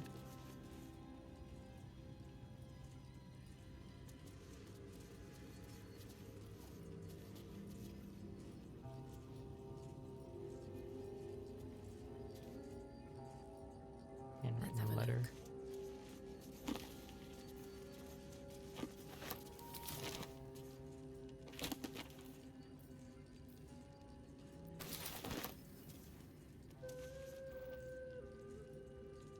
Roads to Darkness. Roads to Darkness, an epic tragedy about power, corruption, and loneliness. Prologue. A lonely road. Thunder and lightning. Enter Sorif. Sorif. New sounds through damp and dark oppression break. Is it the foe, that foul, contemptuous heel? Or art thou friend, a rescue from my lonely wake? Come out of love for me, not for blood and steel. Enter Risia. Risia says, How would I know? How would I know, Soref? It's been so long, what do I know of you and you of me? Soref, wait. Do you hear that sound? Enter Amphius. Amphius, what's this? Those figures so familiar, both. But still you seem so strange. Soref, it's Amphius. Risia, dear Amphius, what happened to your face? It's pale as death. Soref, your eyes are black as Shar. Amphius, and you? I saw your teeth, they're sharp as blades. And what is with this road so slick with blood? What happened here? What happened to us all? Exeunt. End prologue. Act 1, 10 years prior. The rest of the play tells the tale of 3 elven friends, their paths to power, and how, corrupted, mad, and lonely, they killed each other. Handwritten letter. Dearest Lenore, I'm not sure I should say this, but your last letter really worried me. Why in all hells would you tame a bullet? Just because you found it near Myrna's grave doesn't mean that that's a sign. I'm really worried about you, Lenore. A bullet is not a pet. Using it as a guardian is one thing, but you sound quite taken by it. I know you don't want to come back before you finish your research, but if you are feeling lonely, you know my door is always open. Lots of love and hugs, Amaranth. Yes, it really warms my heart to hear that you put the autumn crocus flowers on Myrna's grave. I remember she liked to roll around in them, even though she'd always sneeze after. She was such a soft, loyal dog. I wish there was more I could do.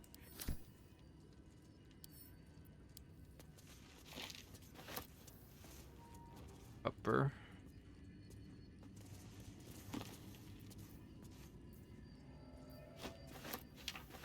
MF's memoirs. My life has taken a long succession of pleasures. Has been a long succession of pleasures.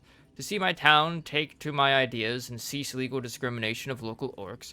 To see my fights against horrid living conditions in city factories take off.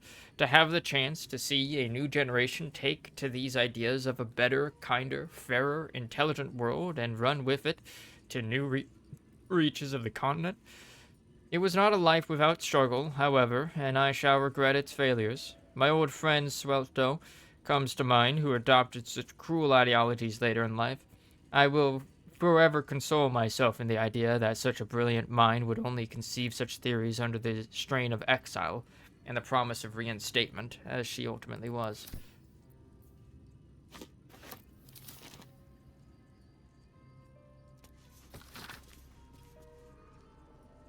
This book,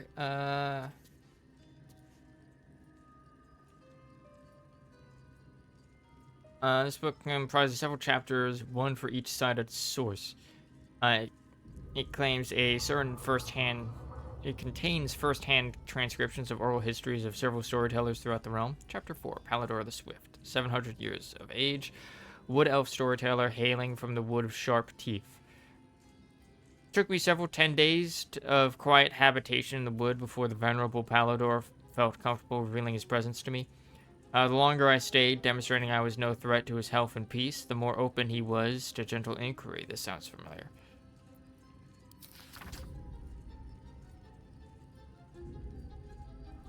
Long ago, before my eyes and ears, before your lonesome quill, dear scribe, there was an empire of people. Yeah, I've read this before.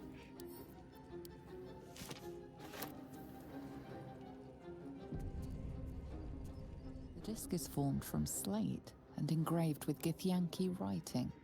You examine them closely, but can't make much sense of them. Without a cipher or primer to aid you, the disc's message could be near impossible to discern. Seek a pattern in the writing. EC 20. Nat 20, baby!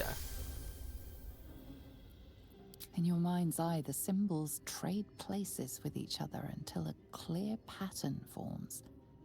And from that pattern, a story emerges. The Prince of the Comet, Part 1.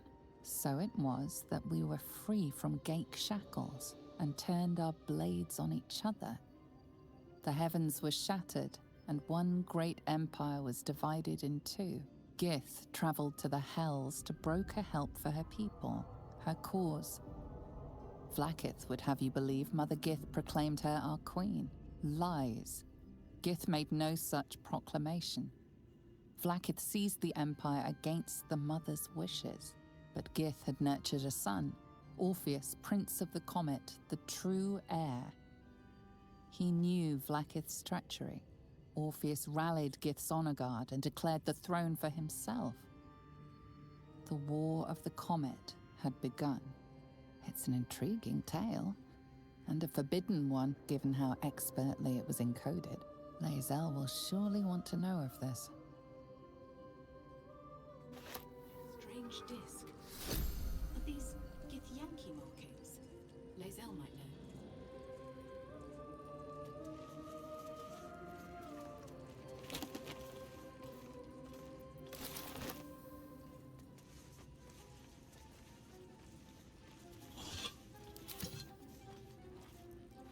Here goes nothing.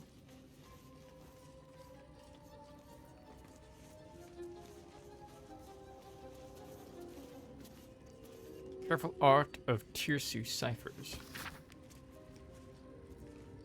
An engraved disc of Githyanki origin contains a complex cipher that can decrypt ancient Gith dialects, a useful discovery if one should encounter such archaic writings.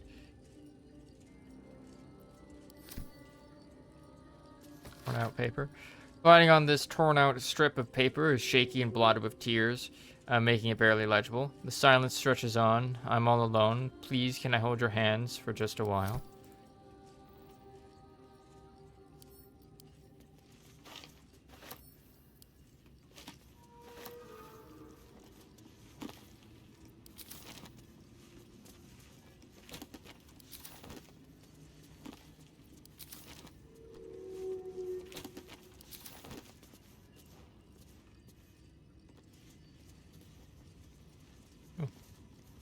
Bathing here.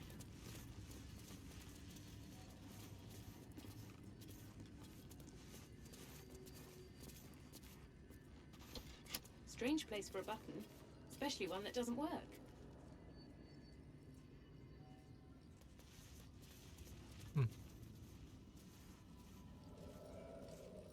Oh, to the gray. Wish I had a bag of holding.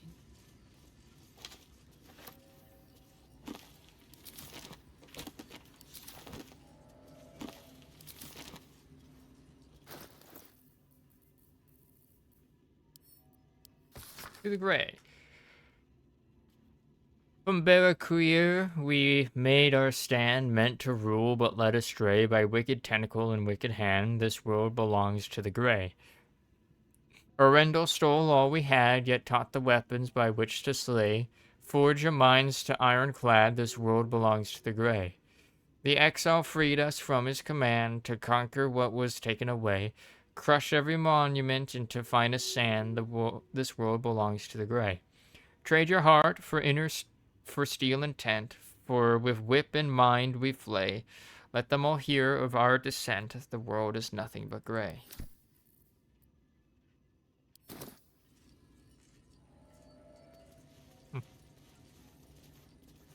Interesting.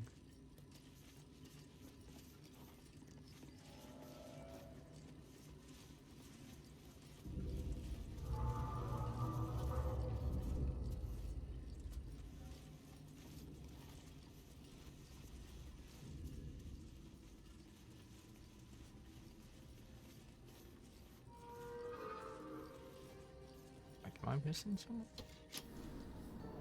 You sound so dampened like a pressure break. Is it the foe?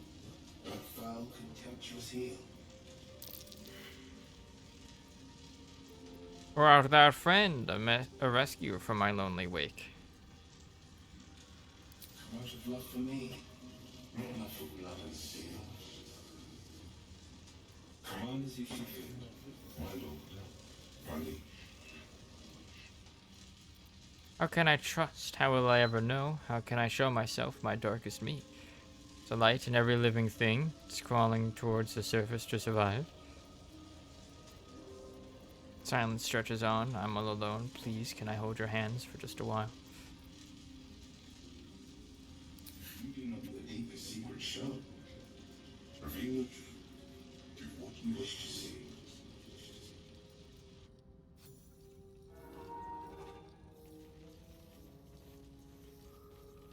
Animated armors.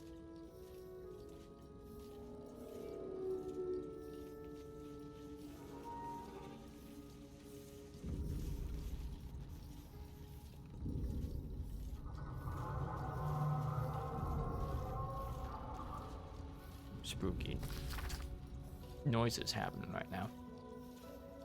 Paper is torn and patched in many places as if it was well used but treasured. On it is a small poem without a name. These empty sheets are all that's left of you, the last of all the thoughtless gifts you gave. I will hold on to them, it's all that I can do. I can't throw them away, I've never been that brave.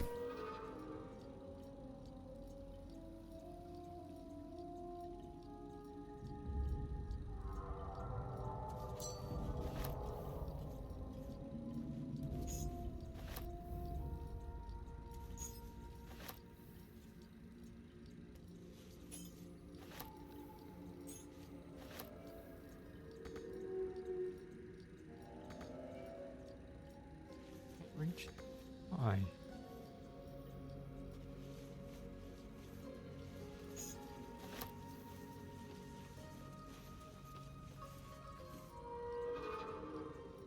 Reach to you too, friend.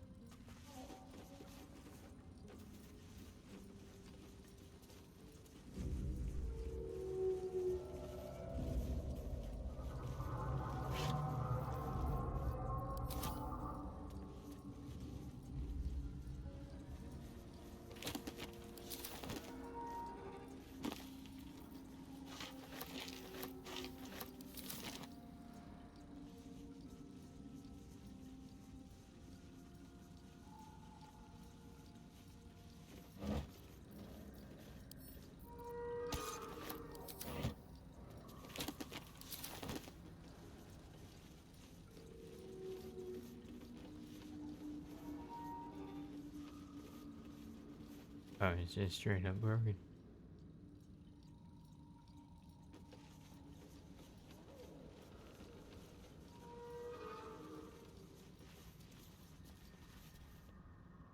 Command as you see fit, my lord, my liege. These empty sheets are all that's left of you, the last of all the thoughtless gifts you gave. I will hold them to them. There's all that I can do. I can't throw them away. I've never been that brave.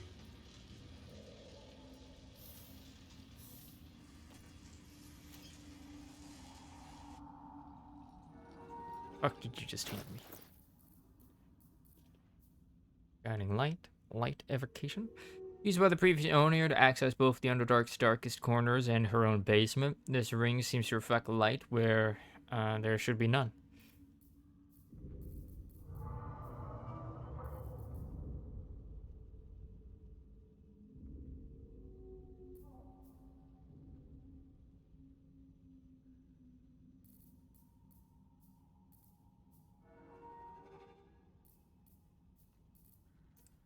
Let's get on with it. Let's get going. There's no time to waste. But reveal thanks to this ring, no doubt.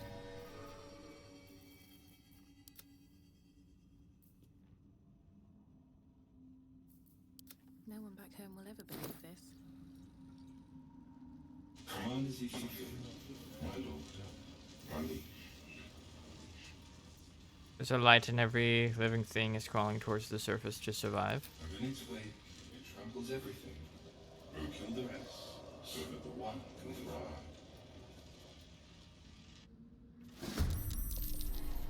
thrive. Uh-oh. Oh, that's not what I was expecting. Aw, takes me back there. Hey, don't do that one. I had a feeling that one would lead to combat.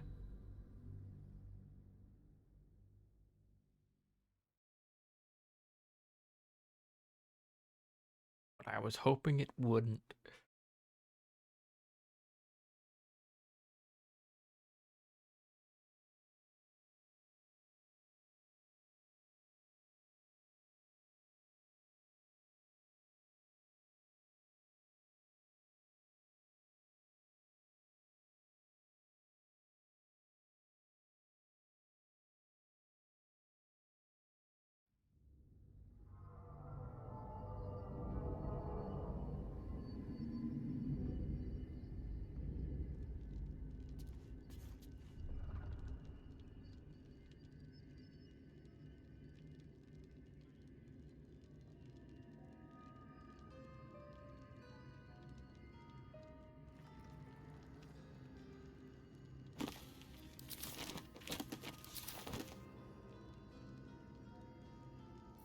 My faith protects me. No time to rest. The disc is formed from slate, and you examine them closely. But without a cipher or primer to aid you, the disc's message could be near impossible to discern.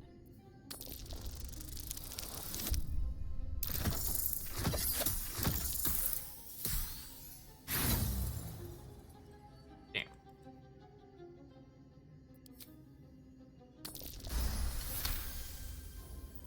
In your mind's eye, the symbols trade places with each. The prince of the comet, so it was. Gith, lie, but Gith had Orpheus. It's an Lae'zel. Disc. Are these Githyanki markings? Lae'zel might know.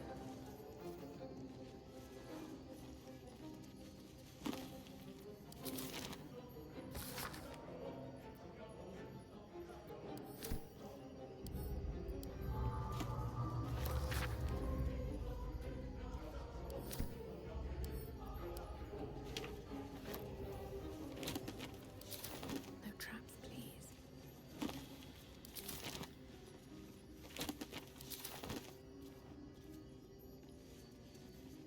Cursed to put my hands on everything. Yep. Moving ahead.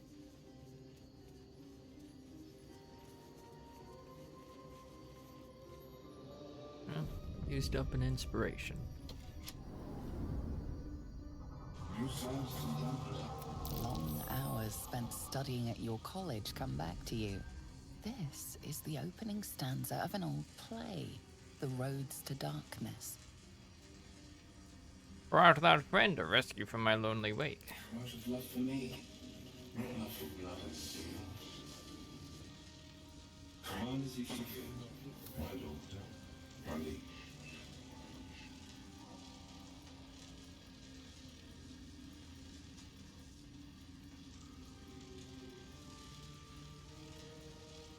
You do not believe the secret show. Reveal the truth.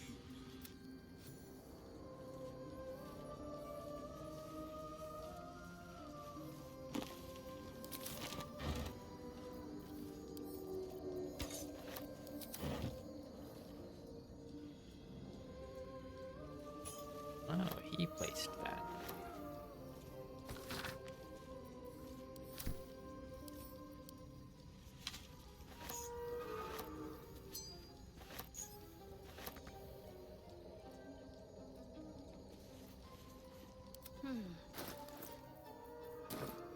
No one stopped me yet.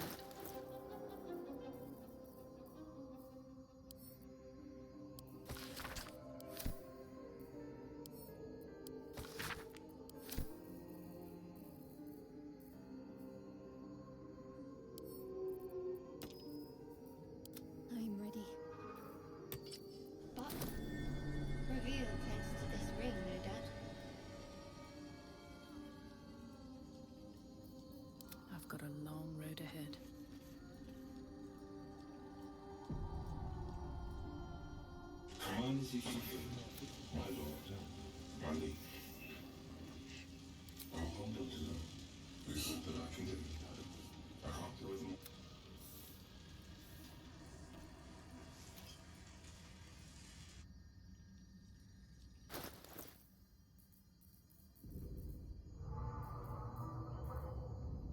Again, what did I just give? Command as you see fit, my lord, my liege. Time stretches on. I'm all alone. Please, can I hold your hand just for a while? What is this place? An unbeknownst command that I cannot fulfill. Who are you?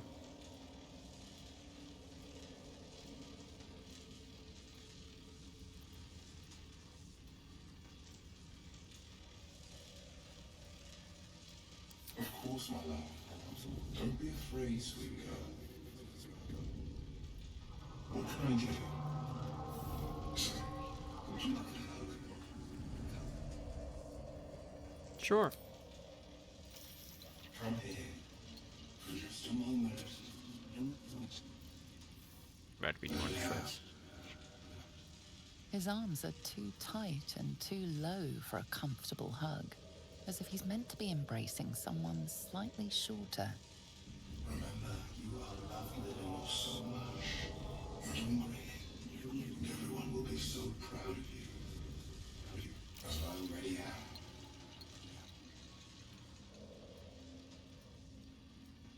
Daw.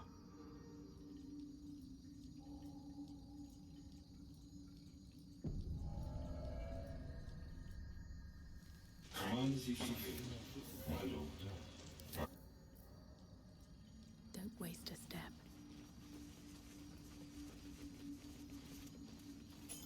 Seems simple enough.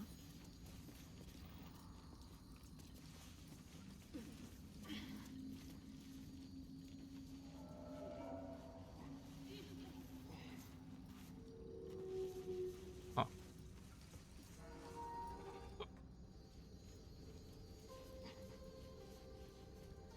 Very squeaky lads.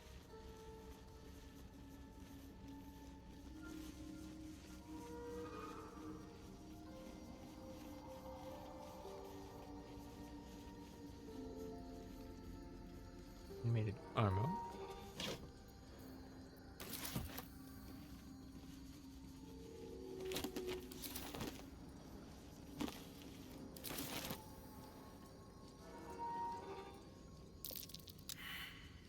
Hmm?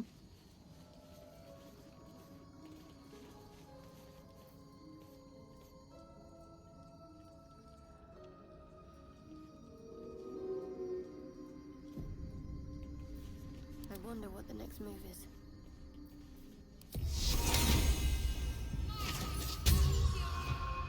Onward. Guessing that had something to do with this.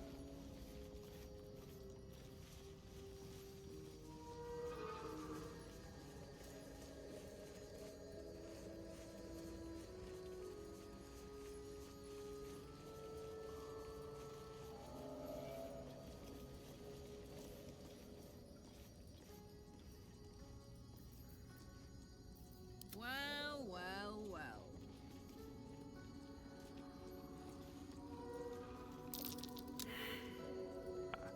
Phew.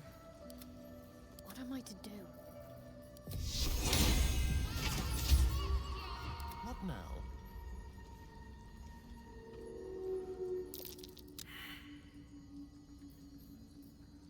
Can't afford to stay idle.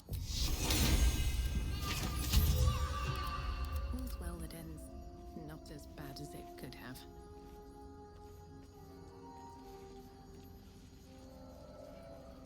On my way. My character who made the perception check? Something over there.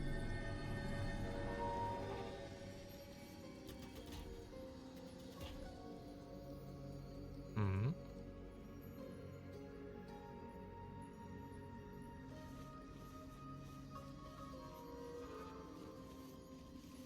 What'd that do?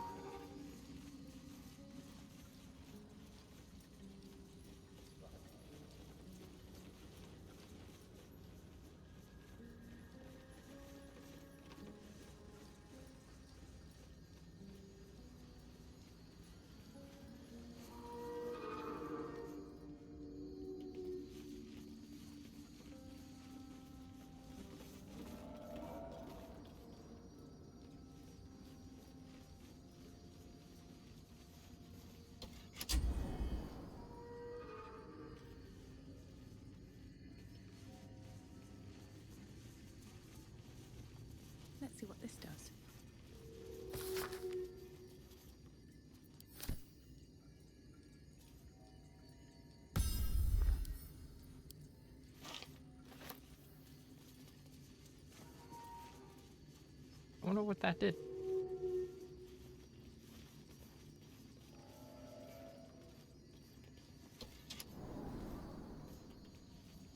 Basement button's only here. Command is executed, my lord, my liege.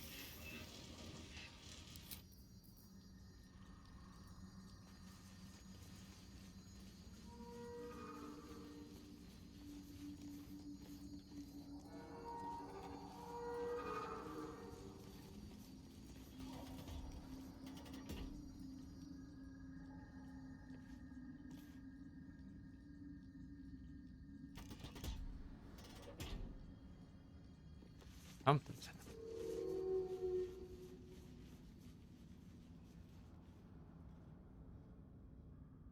Something's like opening or closing.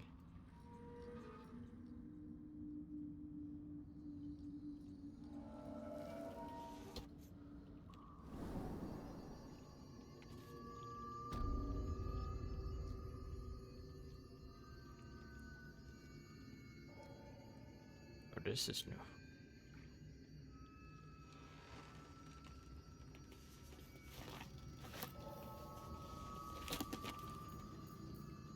Ooh, dimension door. Ace. Gale. You.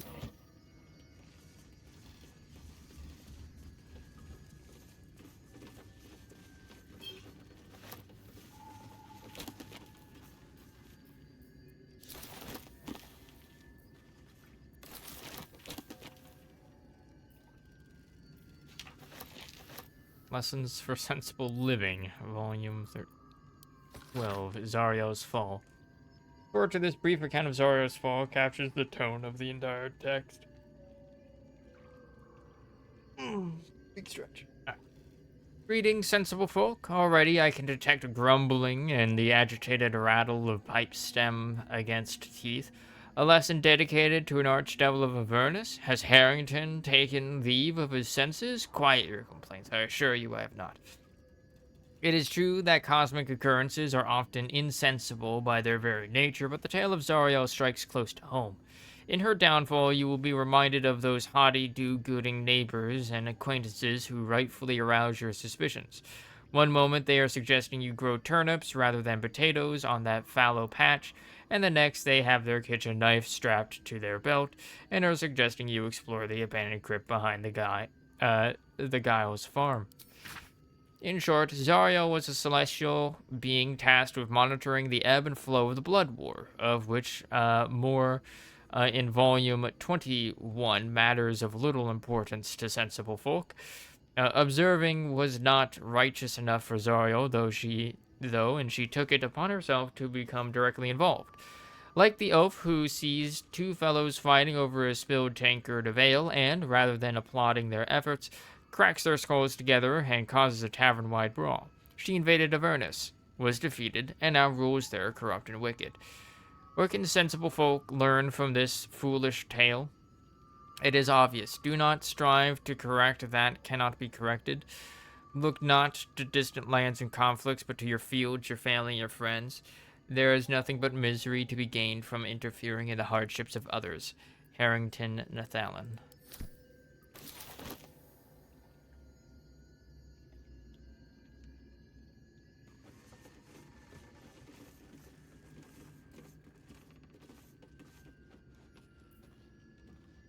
Pool there.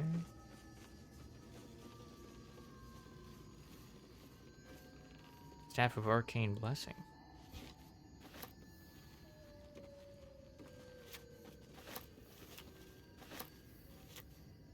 Yoinkies. French Philosophies. Always Volume 5. Never any other volumes.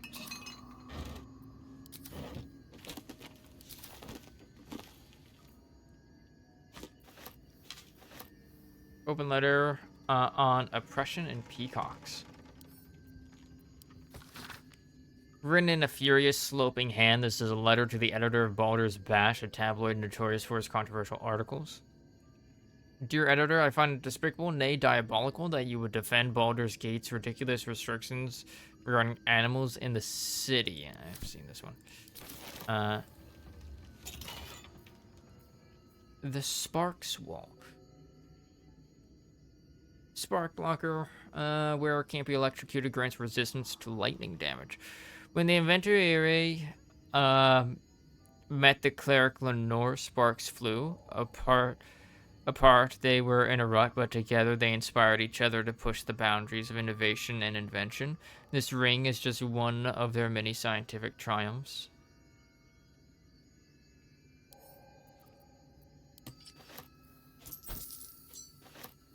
Pegasus feather. DeHurst's diary.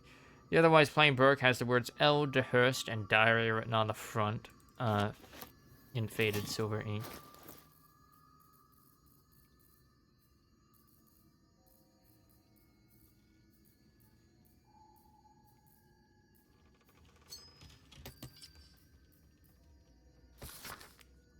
Chris Cursive fills the pages of the diary, detailing the daily struggles of a cleric of Mistra studying the magical properties of the Underdark. The last entry dates back about 10 years. 2nd of Alturiac, 1481, DR. Who would have thought 3 years ago that I would start a diary? Not a research journal, but a real diary. I guess when every soul is more like to kill you than converse with you, talking to a book starts making sense. And who would have thought 3 years ago that I would be called back to Baldur's Gate to confer with the other clerics of Mistra, right at the apex of my studies. I have all the pieces, but I have barely started my treatise.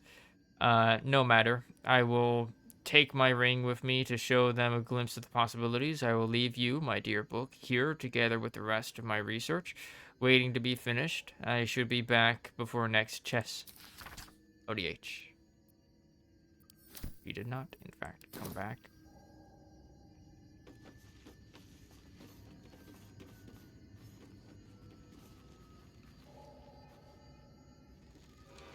Excavation of the Enclave of Nala.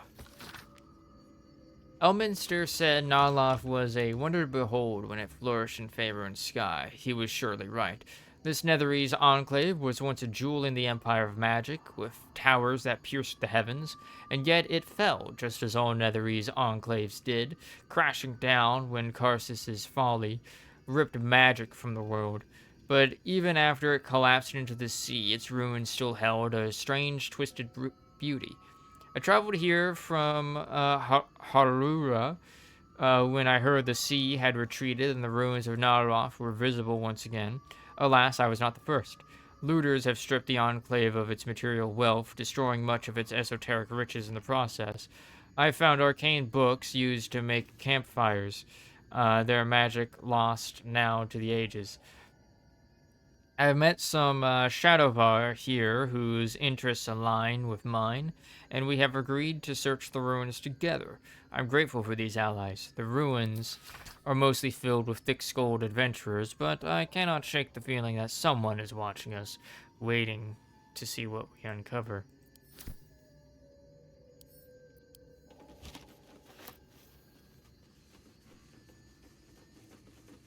Boom. A metal door.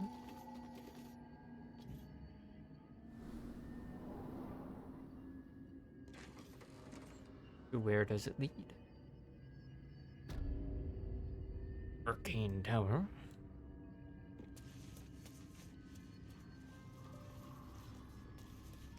Did I not notice that last time?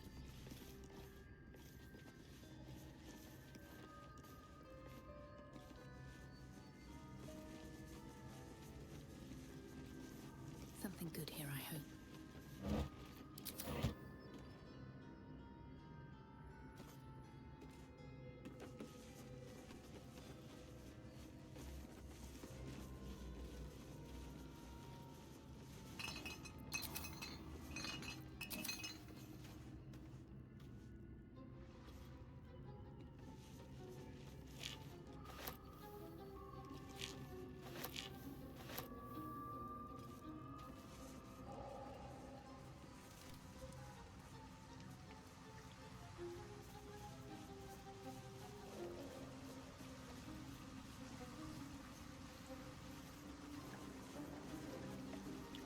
for more?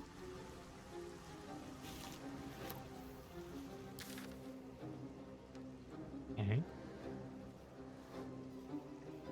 So that has that.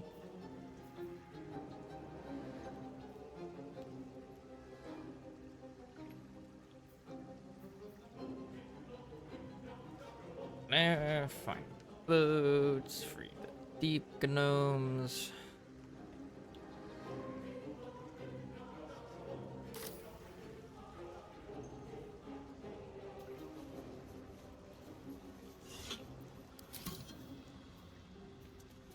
Arcane lights, of course. That they're not there.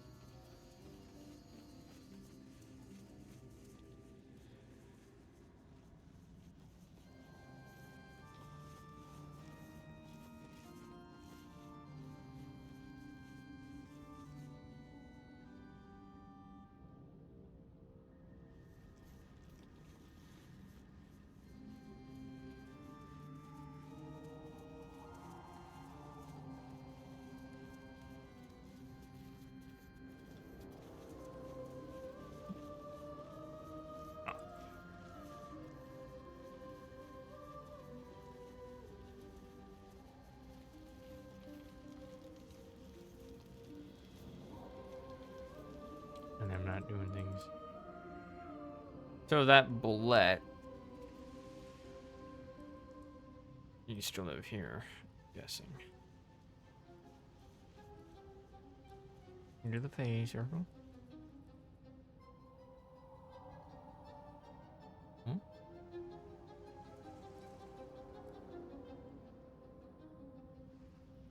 Somewhere.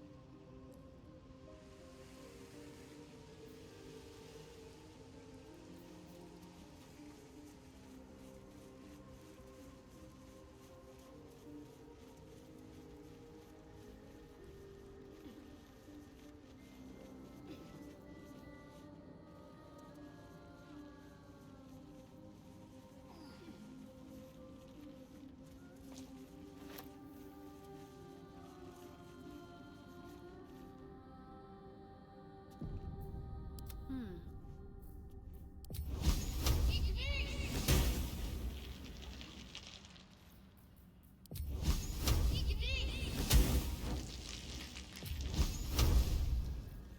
Still alive, so that's progress.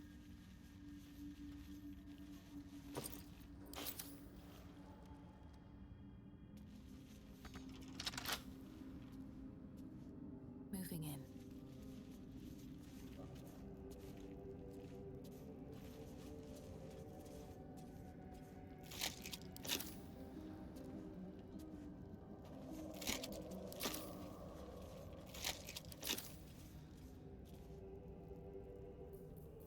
Well, hello.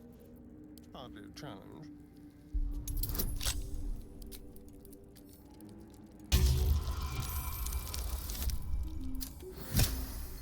Very nice. An old resupply cache. Lost sworn drow. Hasn't been touched in years. Drow is studded leather armor. +1 stealth.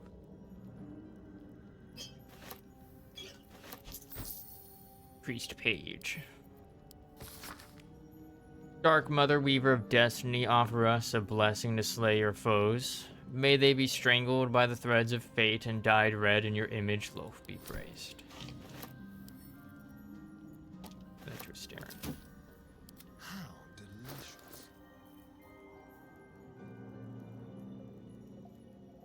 Tracings of glossy black spiderweb mark this drow-made armor. It is supple but strong, and made to blend in with the dark caves and crevices of the Underdark.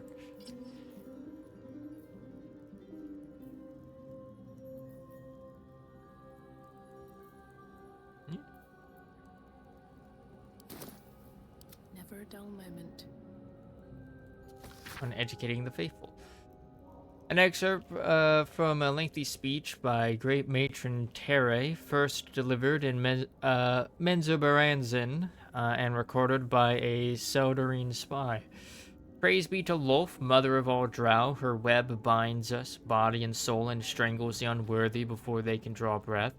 Those who stand before me have proven their worth. You shall educate all new converts to Lolf's laws using any means necessary. Many of them fear the goddess as they should, but their faith is not yet true. Their minds are simple and should be treated accordingly. They must follow the order of every priestess like a sacred decree.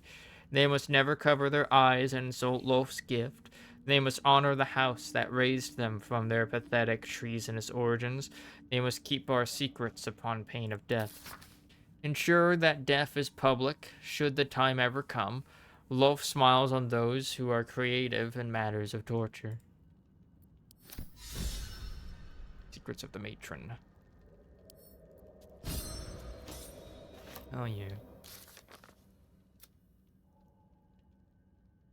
Read the obscure text by a drow matron.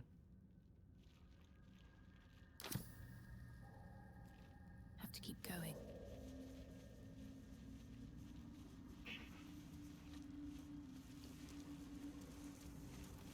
On this lead.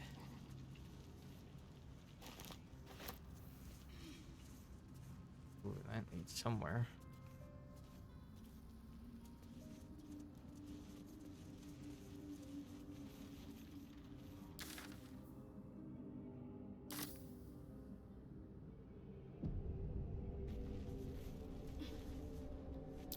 Oh! Watch how you go. There's a trap. Work that shit.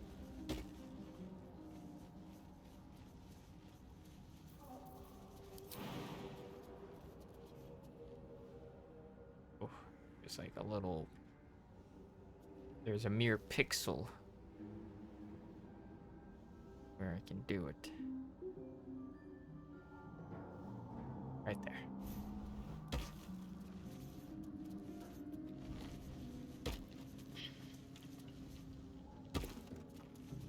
There we go.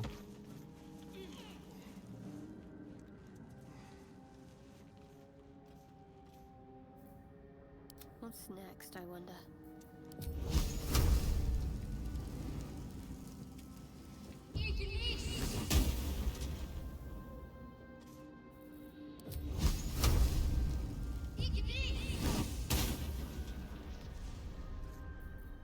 Still breathing, despite everything.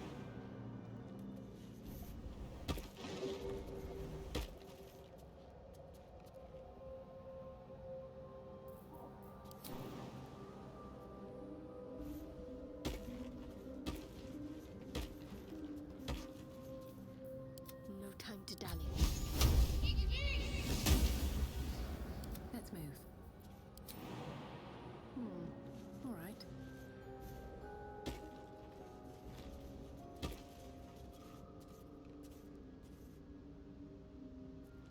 Uh-oh. Uh-oh. Uh-oh.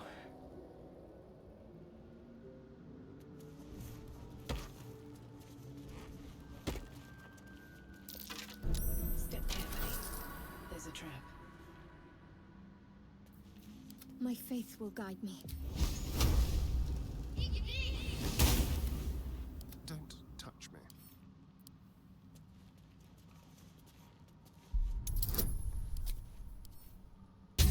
DC 30?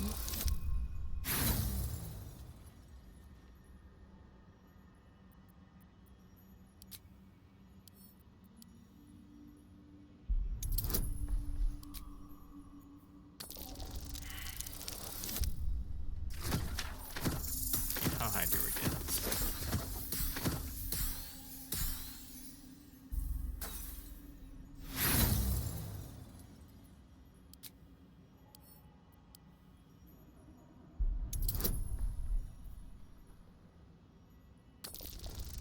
So we need an at 20, basically.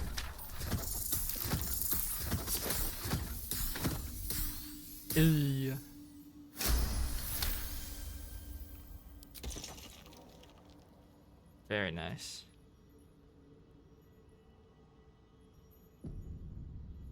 What's this? Oh dear. Someone's left a trap out for us.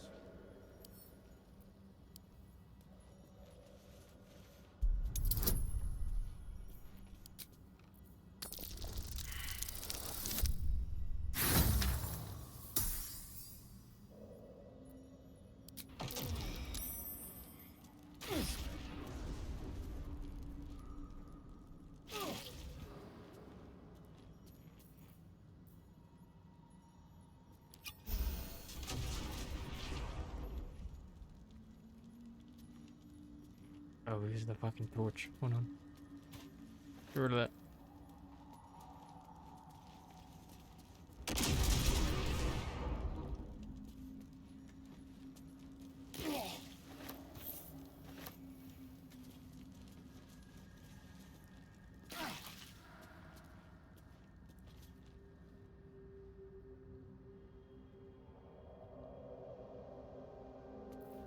Have a lot on my mind. And, well, in it. Maybe I need more pockets. Light on my feet.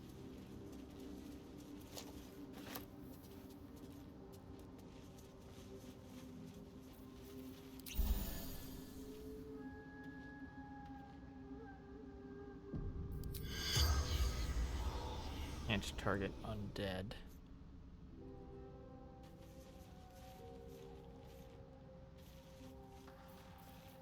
Attention!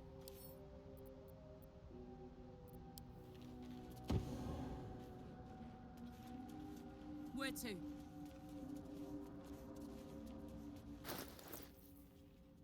Skelly man.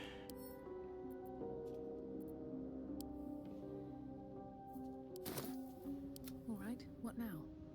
Can't afford to stay idle. Wanna dance? What's next? At least things have stayed interesting.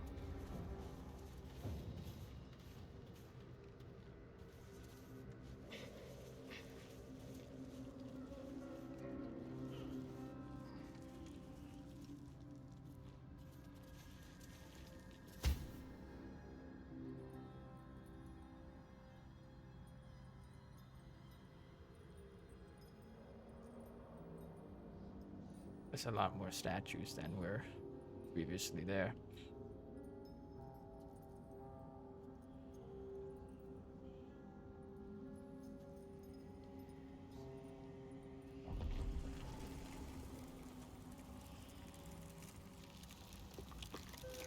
Broken? Holder.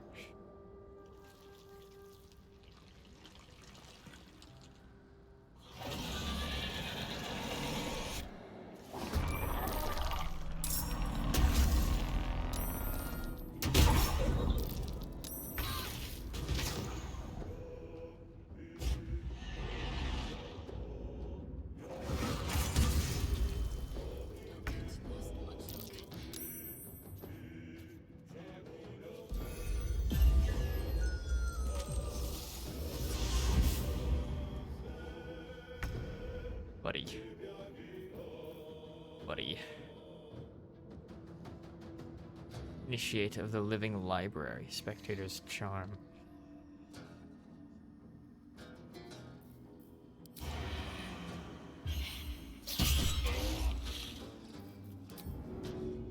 Too heavy to shove.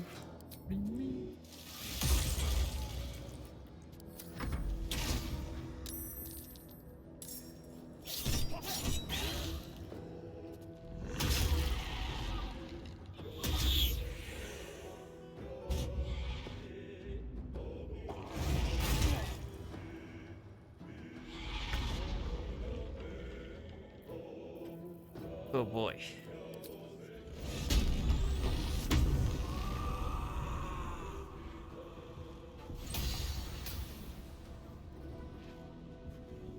Be free. Stop sleeping.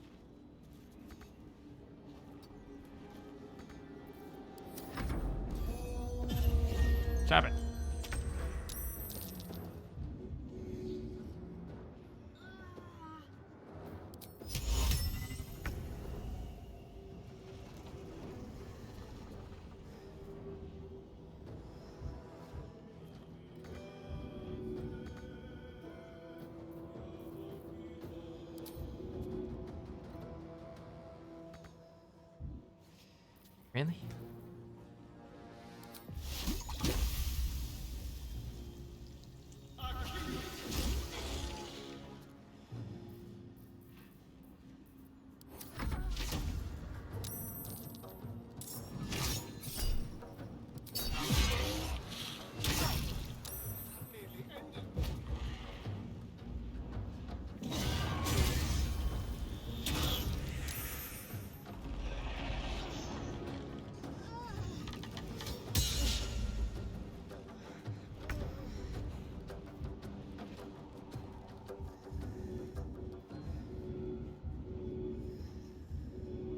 You can do it.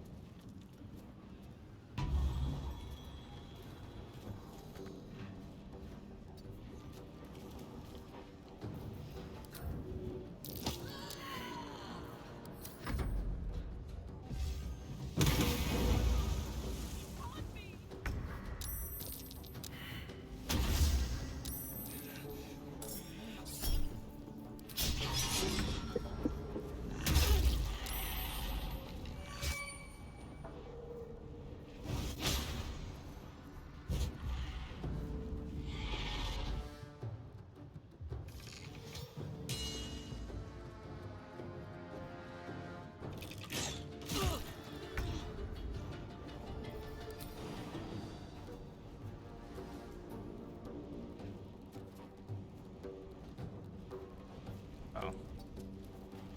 Shit.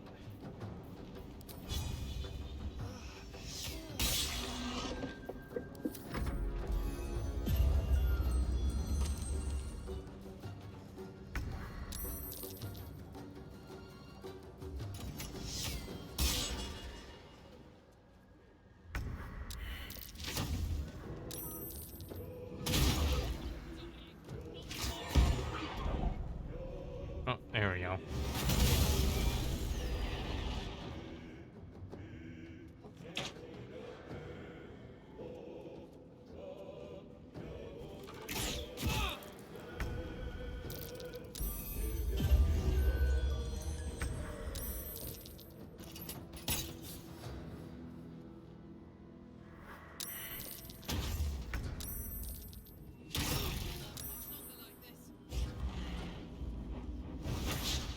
How are you still fucking alive, Carla? Like, sheesh.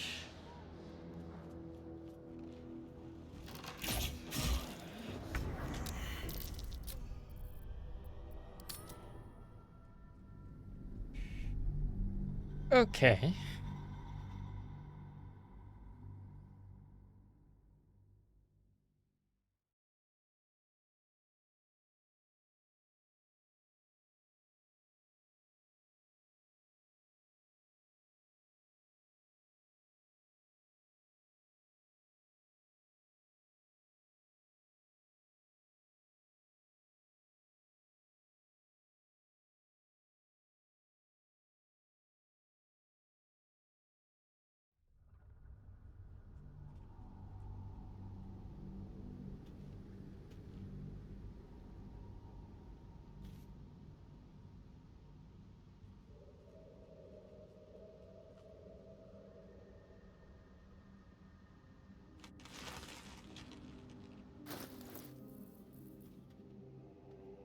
Pinky Cloud.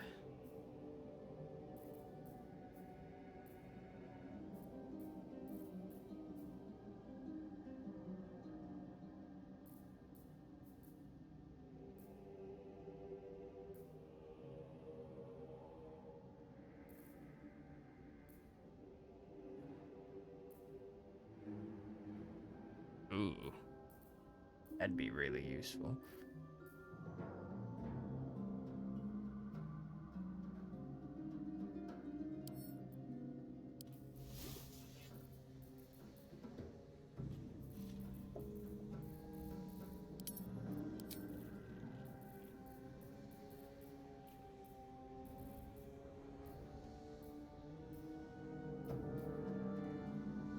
Deaf, gust of wind, haste, hold person, humanoid.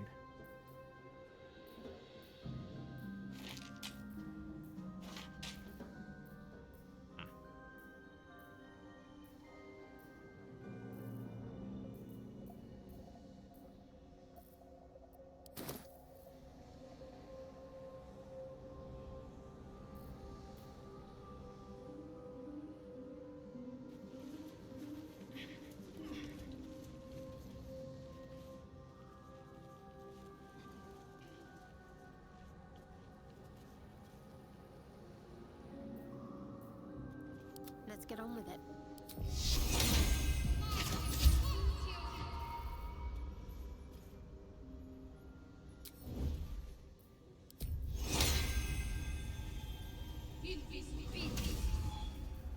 Better make my next move. On my way.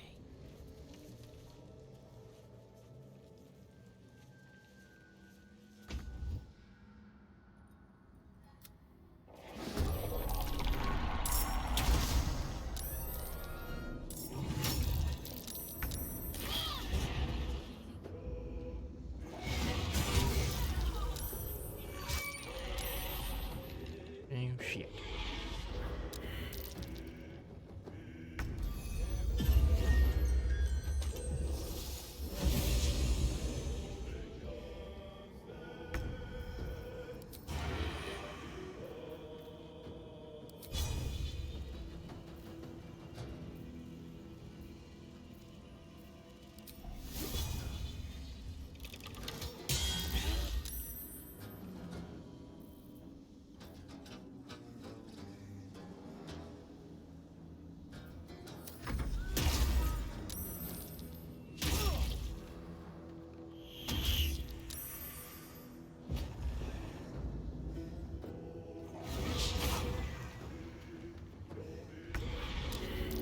I'll help you.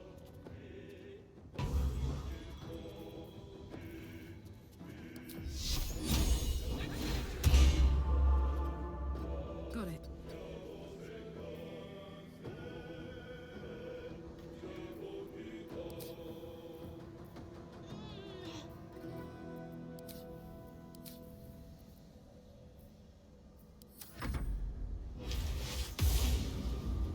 Darkness.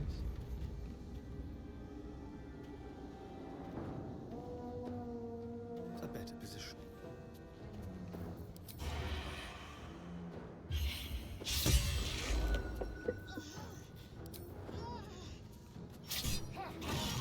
No choice but to keep going.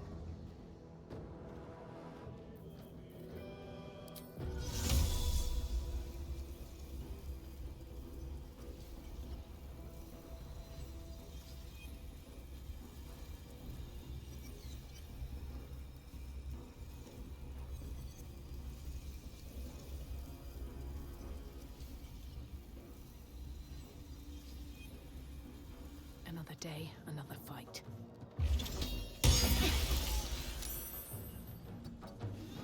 Are you fucking kidding me?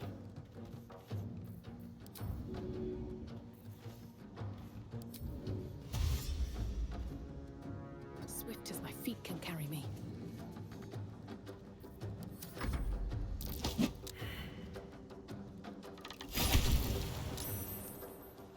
Oh shit. They're allies now.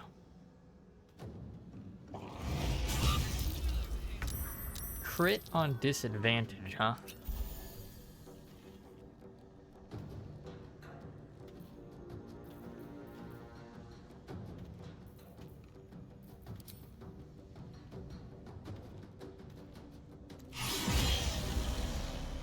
I would take it.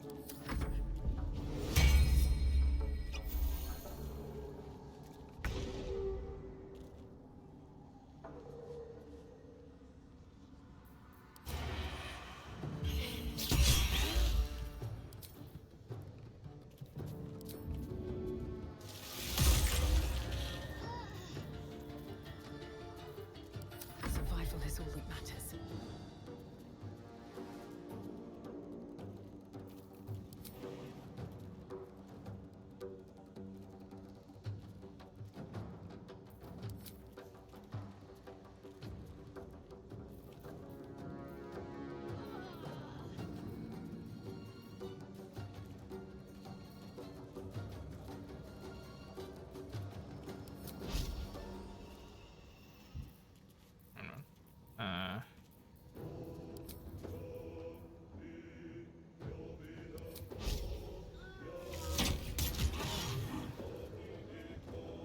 Wanted to see if that would do. Shit.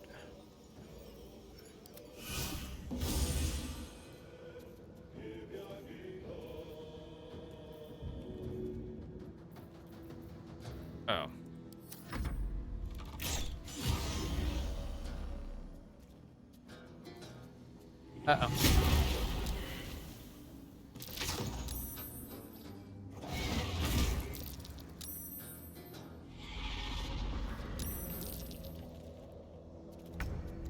Over there.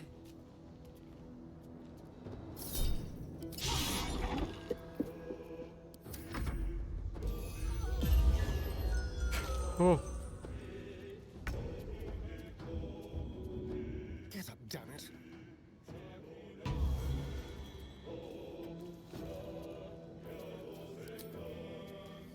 No escape. Dust on my tongue.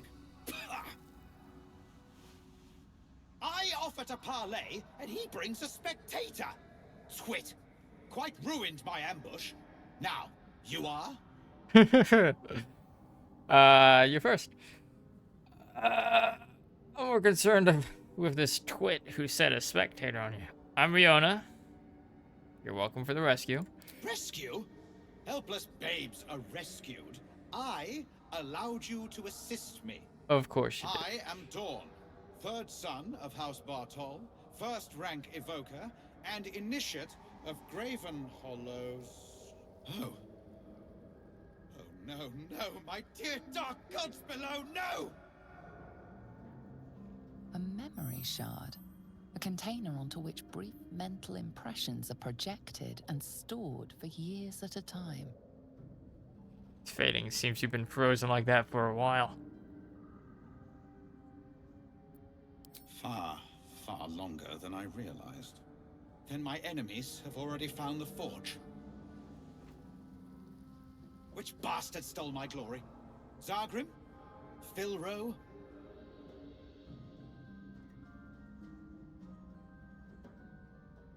You have the adamantine forge? Still hidden as far as I know. Zargrim's dead. His body's rotting in a myconid circle. Truly? Excellent. He might actually serve some purpose feeding fungus. We were friends once. 3 of us working together to find a lost wonder. Until the others grew jealous, began to guard their secrets. By any chance, did you find anything of interest on dear Zargrim's corpse?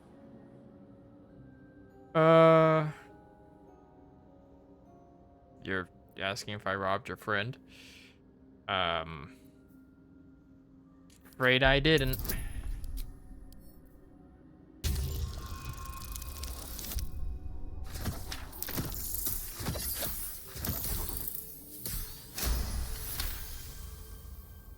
Disappointing. But he's out of the way, so small blessings, I suppose. Well, I have some business I am long overdue in completing. And I'm sure you have something to do.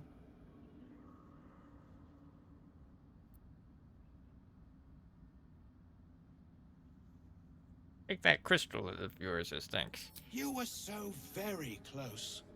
If only you had just a little less cheek, I might have let you live. Buddy. It's just you right here, man.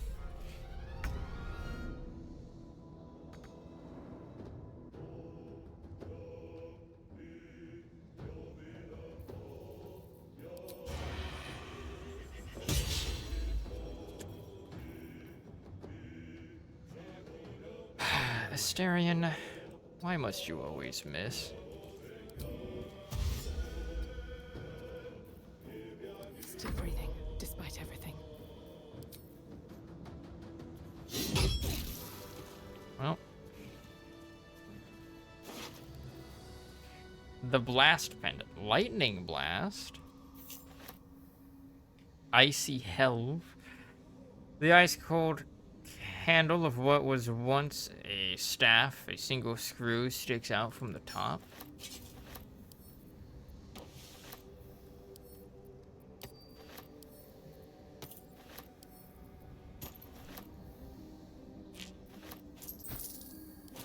Oh.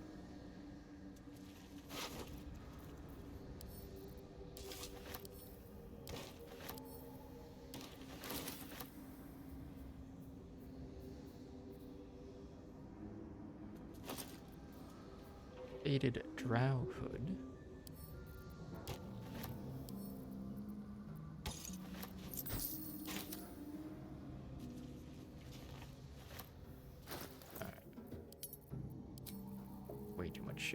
Okay, blast penna.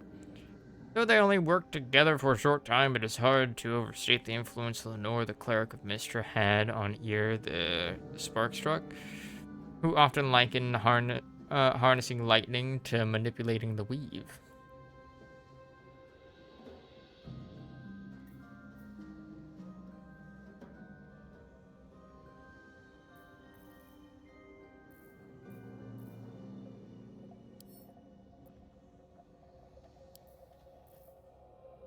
The crystal shines only faintly. A memory shard, the wizard had called it.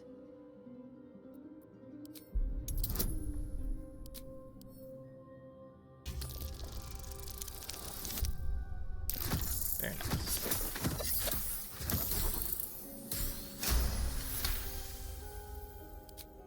The crystal's glow swells, drawing you into its depths. You are transported somewhere deep, loud, and hot as the hells themselves. Within the Underdark's bowels, beyond an ancient stronghold, hovers a giant hammer, waiting to fall. An echoing clang, and you're back to yourself, left only with a firm sense of a place, a grand forge.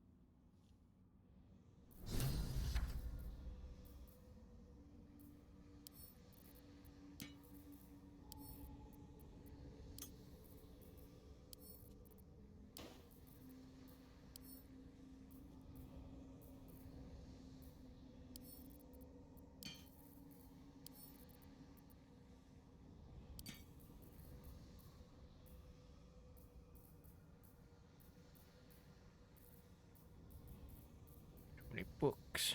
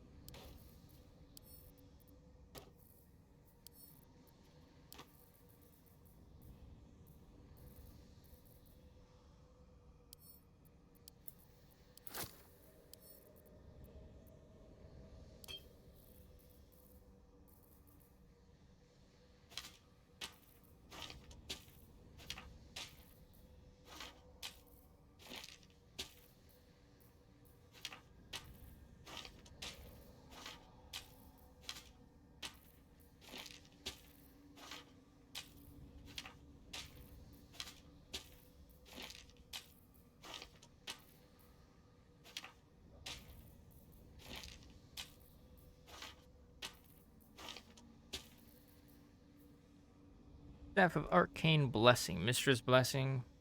Bless grants an additional 1d4 to saving throws and weapon attacks, and an additional 2d4 to spell attacks rolls. Holy shit. That's a Gale weapon. I don't even think you can have Bless, though.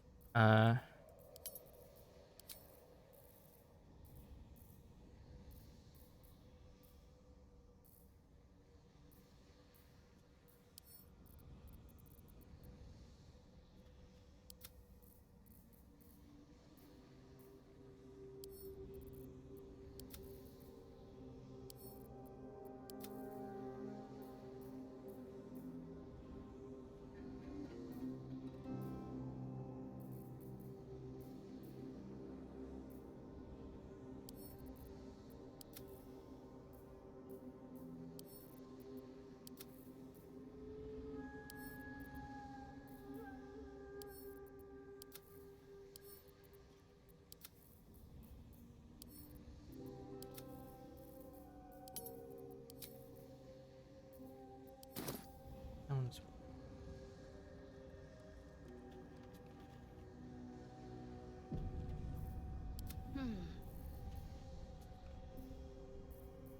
Looking ahead.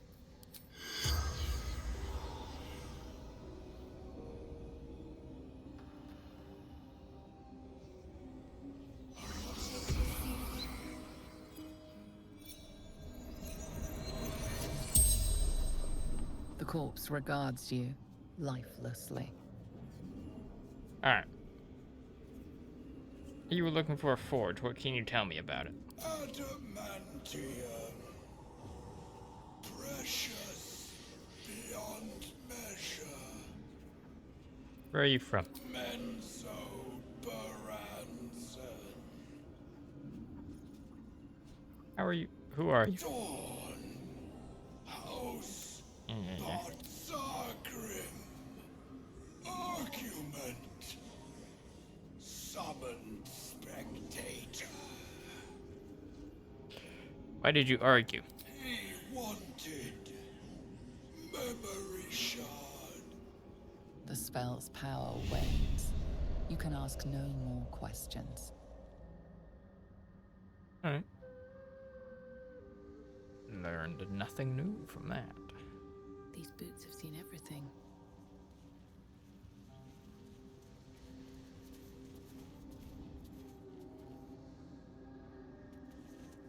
Alright, What's let's hiding loot here? the spectator. The spectator's eyes. Like, spectators are hideous aberrations that float above the ground, fiercely staring around and shooting beams at anything they don't appreciate.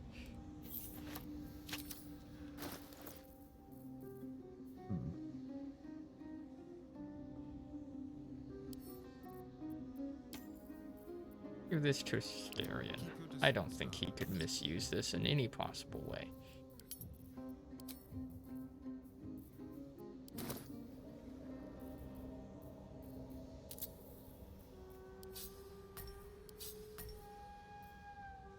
Dragon Shadow.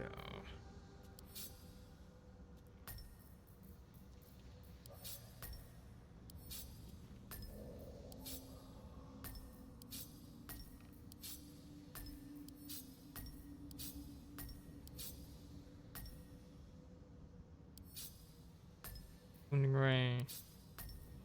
A Ray of Fear. Ruining Way. Ray. Oh, he has no potions left. Ruh-roh.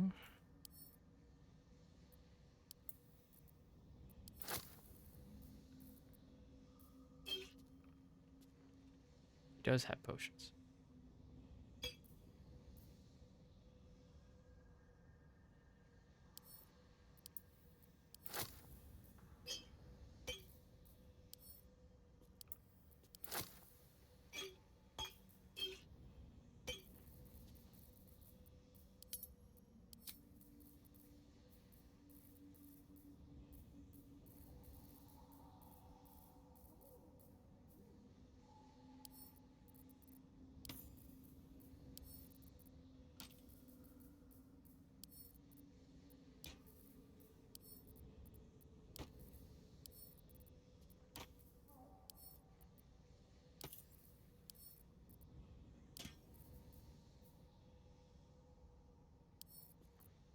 That.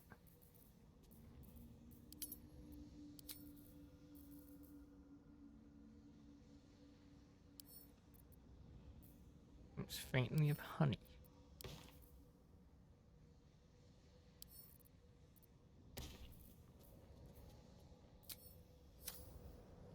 Alright. Can't give up now. I can keep going a little longer now. Wonder if the gods are watching me.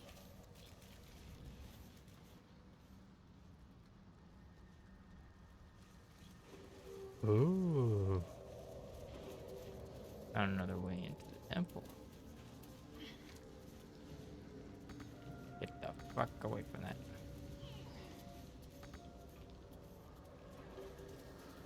Starion.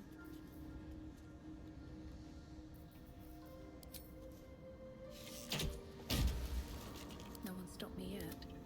Have a lot on my mind. And, well, in it.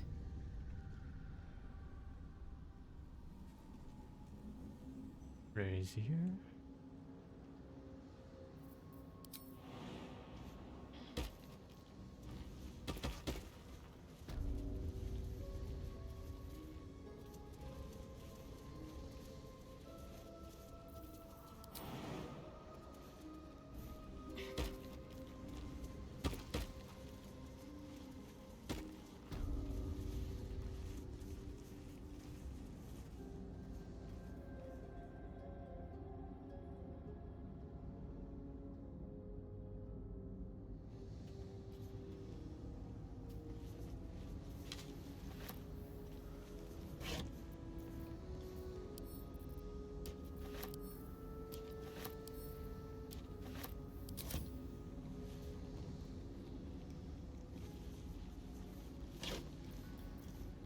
Right. Leave.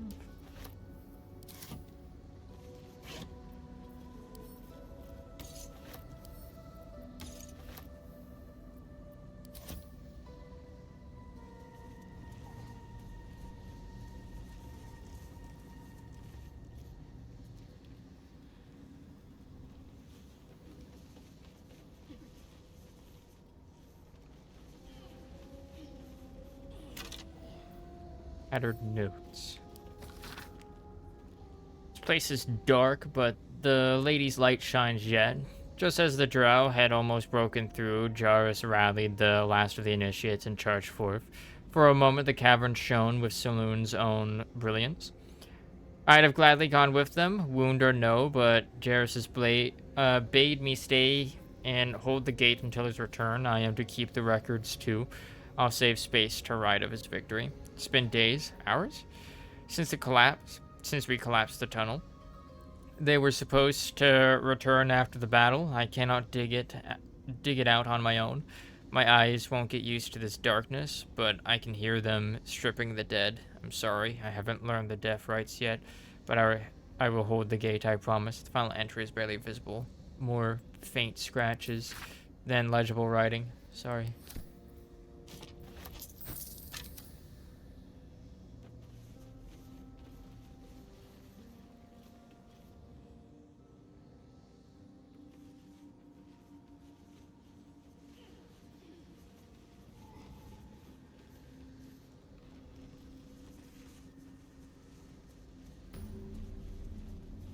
Waypoint discovered.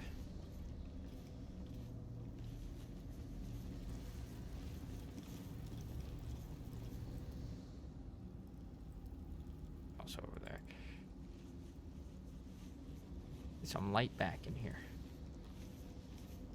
No? Let's have a look.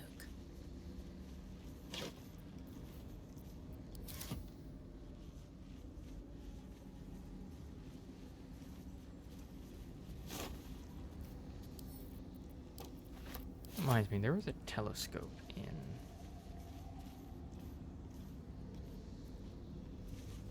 faded logbook. Potion of healing. Don't mind if I do. 2 faded Better not logbooks. be cursed. Most of the small logbook is left empty. The last entry reads, Log 182. I was wrong. Should have paid more attention to the drow sightings. Should have known they were only a prelude. Stupid to think we had outsmarted them.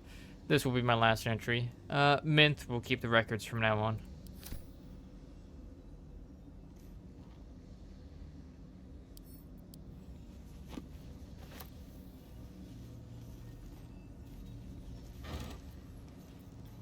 Fucking idiots. Not taking drow sightings seriously. Dumbos.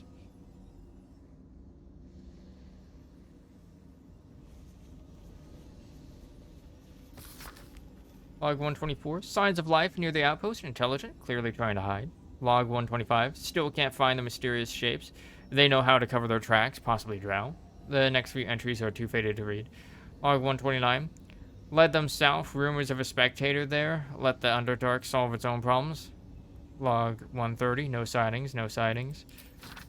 Men saw statues down south shaped like drow. Spectators shouldn't do that. Either way, that's one less problem to worry about.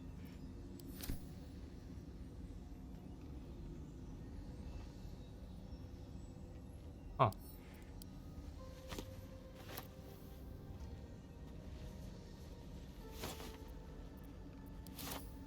Gross. There another way to get up there? Maybe through like right there.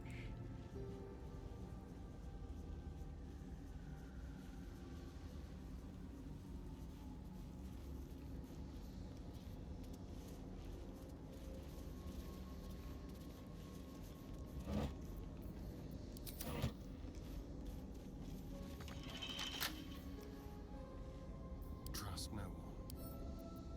Should be easy.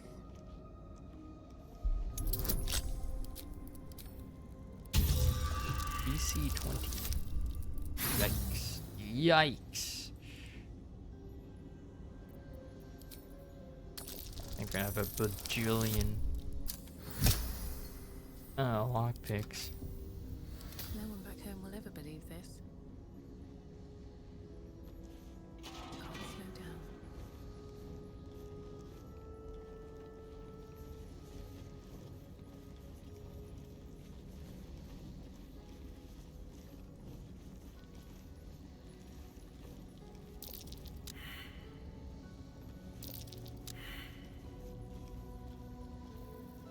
I'm ready.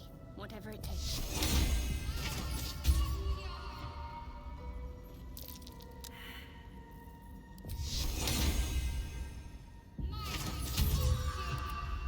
Careful, I might. Oh, come on. I've got a long road ahead.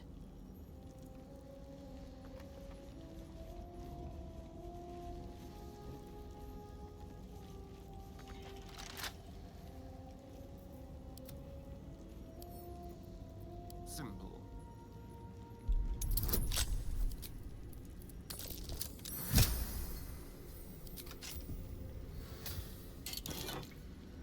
Helmet of Smiting. Pull a string smite. When you apply a condition with one of your smite spells, you gain temporary hit points equal to your charisma modifier. Cool. No time to rest. Well.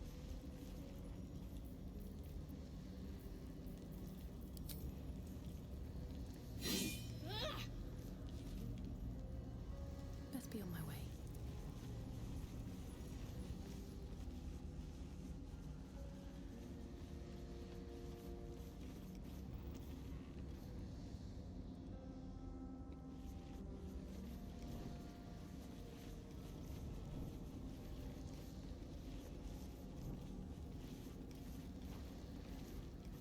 Light this temple up like a beacon.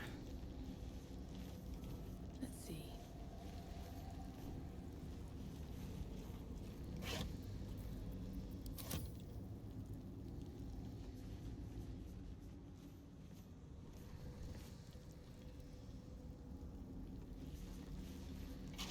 Why two doors here?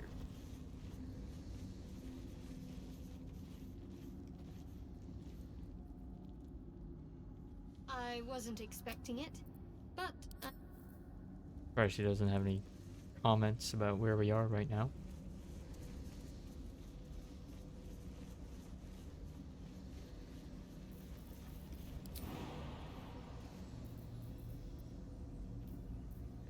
I'd love to, thanks.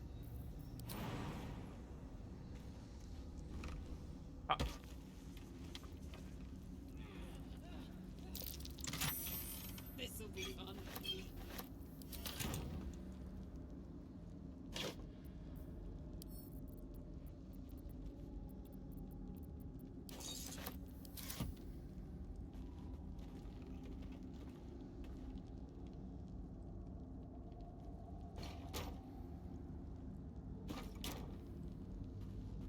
Marching.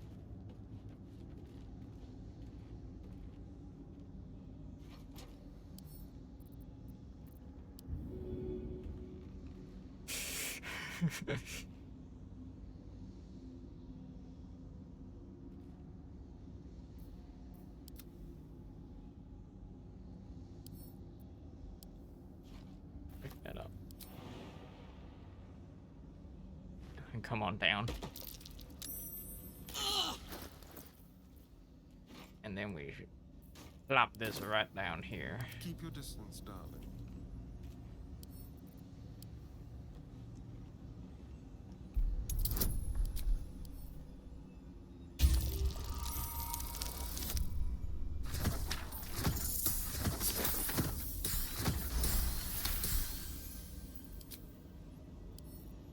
With pleasure.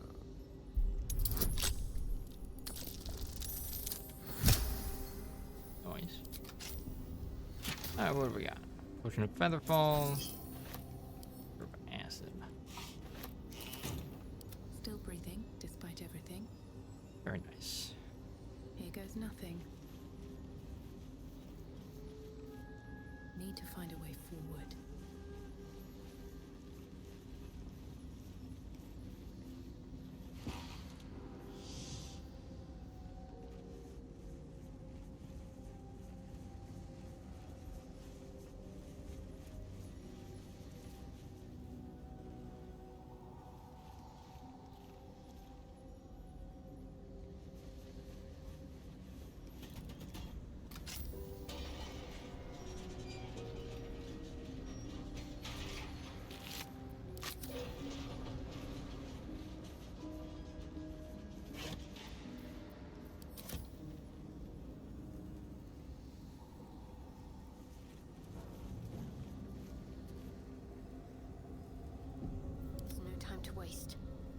got to press on.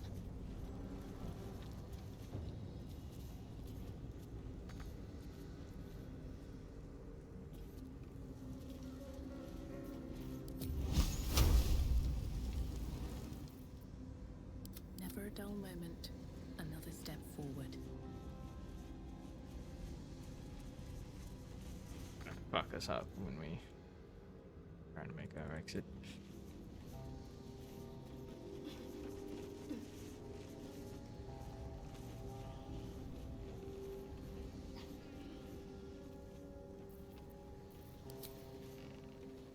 Think. Shattered the moon. Choice eliminates protection over the Underdark for it.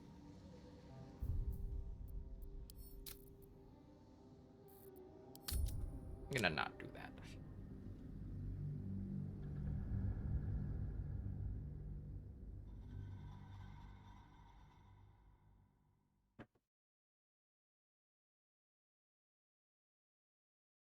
I'm gonna opt to not do that.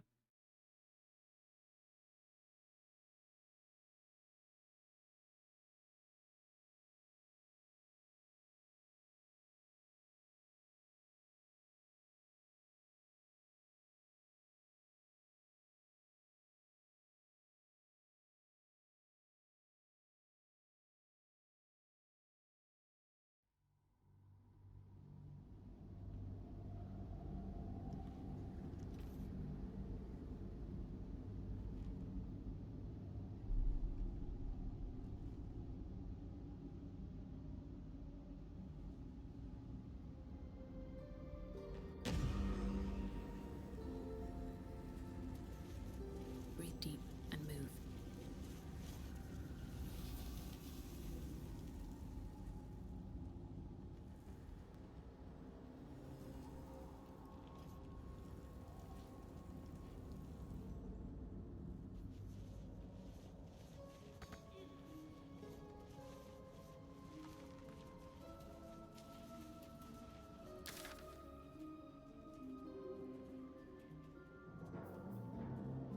Interesting that there's no like teleport to the arcane tower.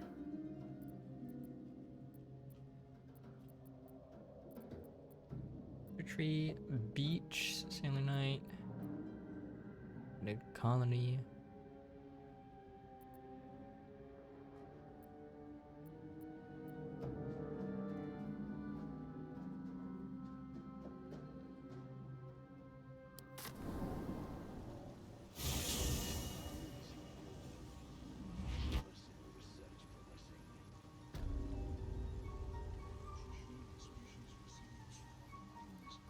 It's difficult to emulate.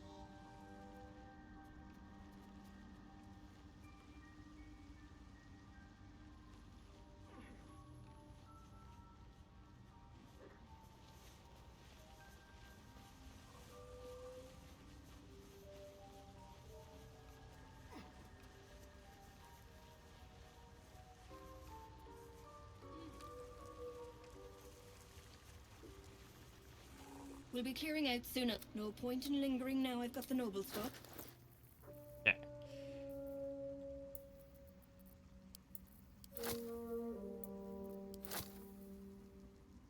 Oh, fluoride shard.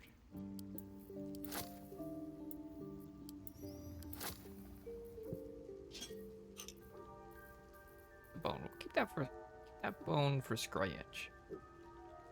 Rulers of the nerves and mind and treaties.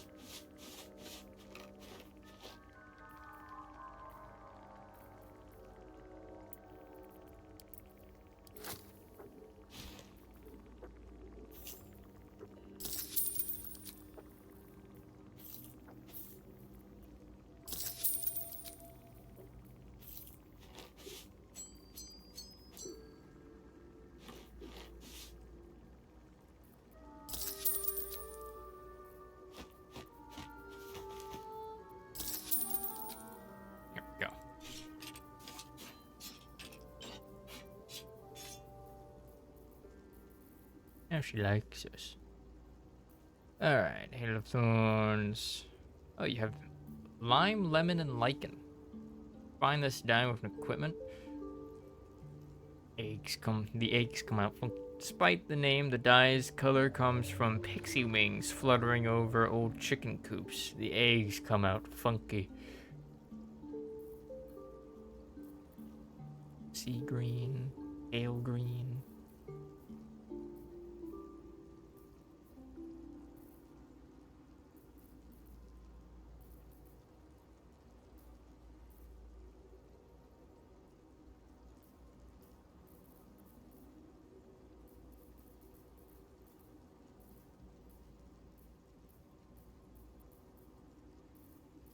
Ew, she's gonna rot with fish. Gross.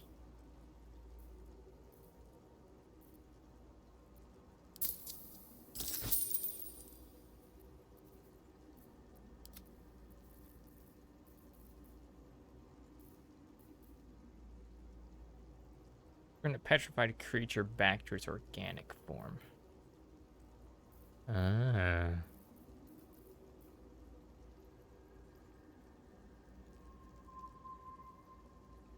Otherwise clean backpack.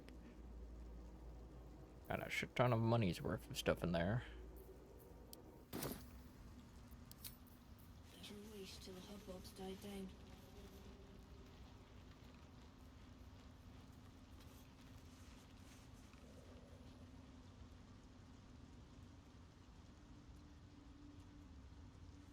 Have you spoken with Skris lately? Yes. She is cataloguing Kohotoan fertility rituals.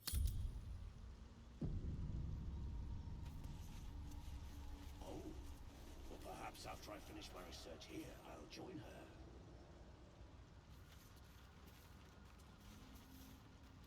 Hello, Welcome Blurg. back. Have you made any new discoveries? Never seen a hobgoblin like you before. The feeling is mutual, friend.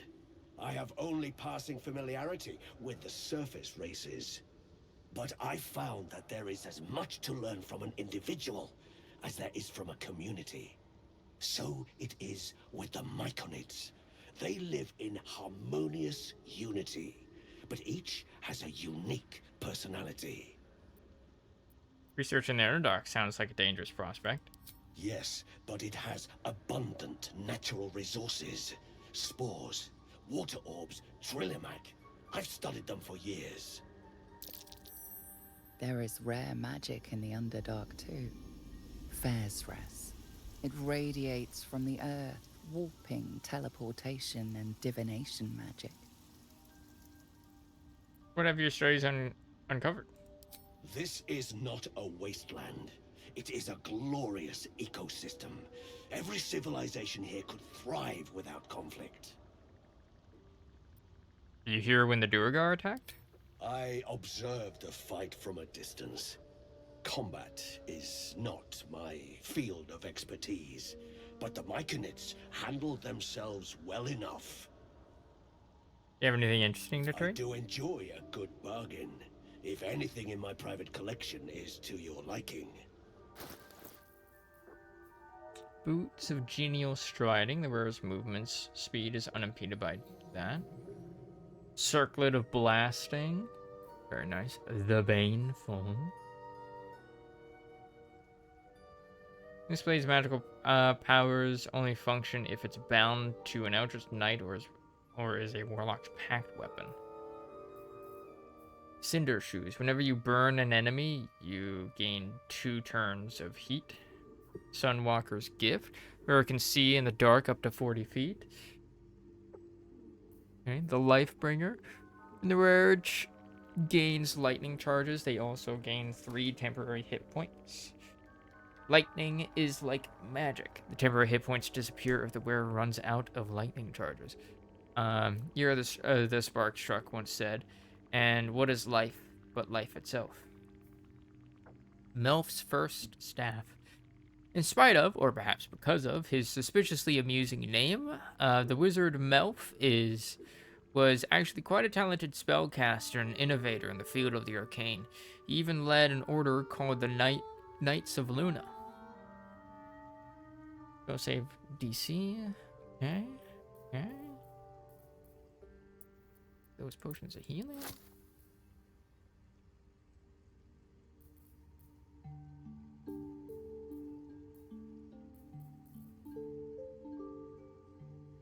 And every detail with great precision.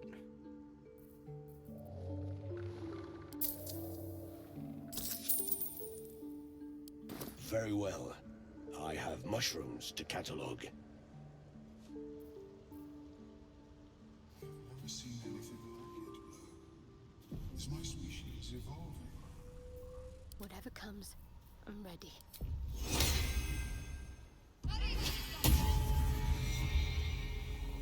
All right, what now? I greet you, child of the sun. How has your search for the mushrooms fared? Certainly got a lot more individual ambition than your kin. Why is that? I was born with a propensity for arcane magic my people despise. It gave me the strength to resist the Elder Brain. Every waking hour I pushed back against its dire hold. My wizardry empowered me. The moment its control shattered, I fled. Before the colony discovered, I had defected. Huh. So are the tales of slavering, brain-lusting mind flayers exaggerated? In the beginning, I had an arrangement with a lich. Excellent company, despite what one would expect. I required brains, he required souls. A perfect symbiosis. But our ambitions eventually splintered. I wished to better the world, and he preferred its rot. So I left his company, and thus I now feed from those who act against the society's goals. What are the societies? Best way to deal with that sort of hunger, I suppose. Perhaps the peoples of the Underdark will be less inclined to violence if they comprehend the cost, yes?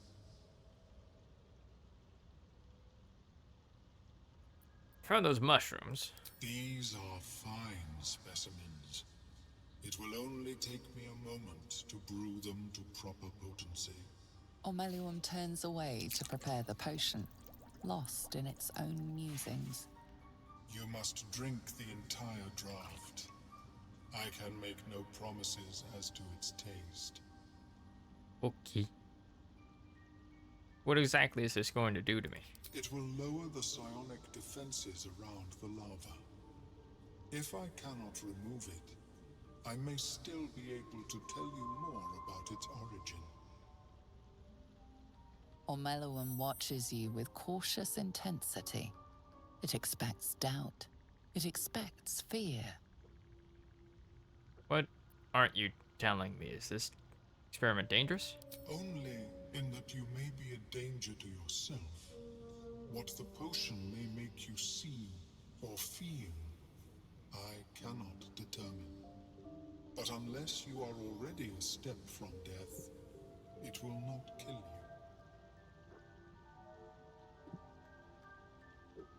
I need some time to prepare. Of course. Return when you are ready. How is your more personal research progressing? Not well. The nutrition my species receives from other minds is difficult to emulate. Shattered Seldarin.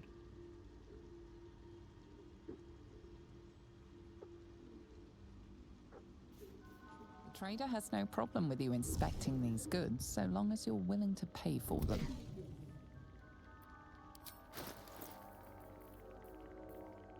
Is that book for sale? It is.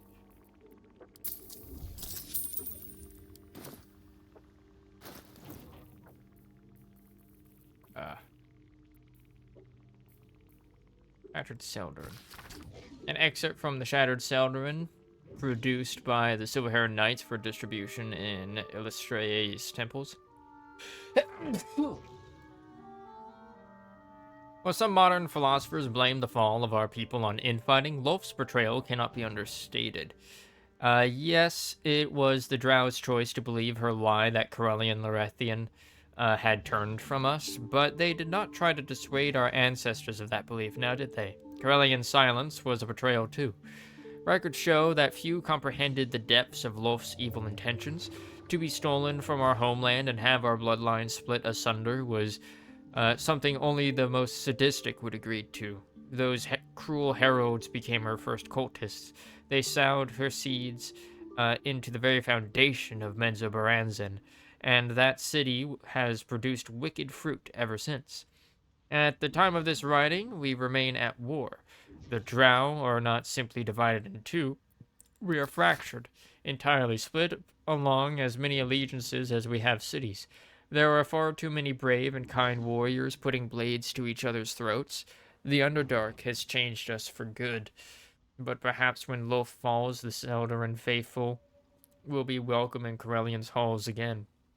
At least, Illustrae is kind enough to share our exile and watch over us until that day comes. Is my species? I greet you, son child. I don't have that potion, I'm ready. Yes, although it may be a touch cold by now. The potion is disgusting beyond description. The only mercy is that it goes down quickly. Not a drop left. Very good. As the potion influences your mind, you may find yourself acting irrationally. Try and stay focused. The world loses its edges, its finer boundaries. You are fluid, but trapped like a creature suspended in amber. Draw on your willpower and resist. Focus on the present, not the illusions.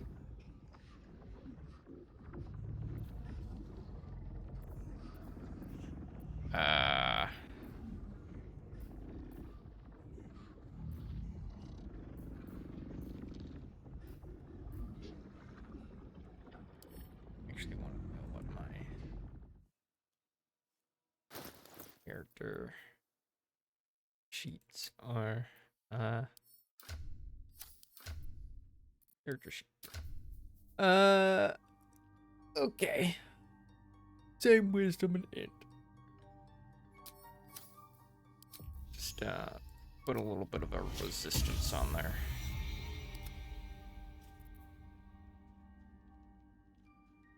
Draw on your willpower and resist. Focus on the present, not the illusion.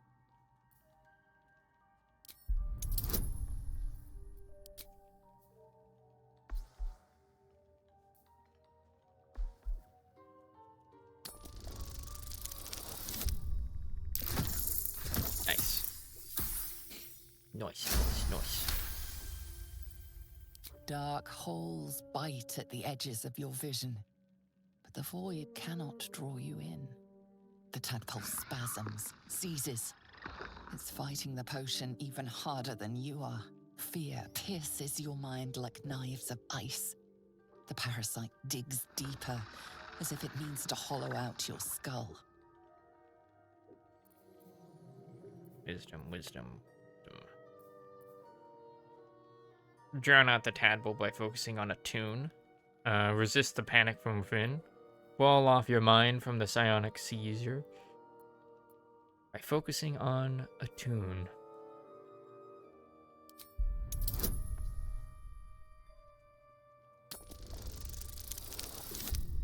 Oh, hell yeah, baby.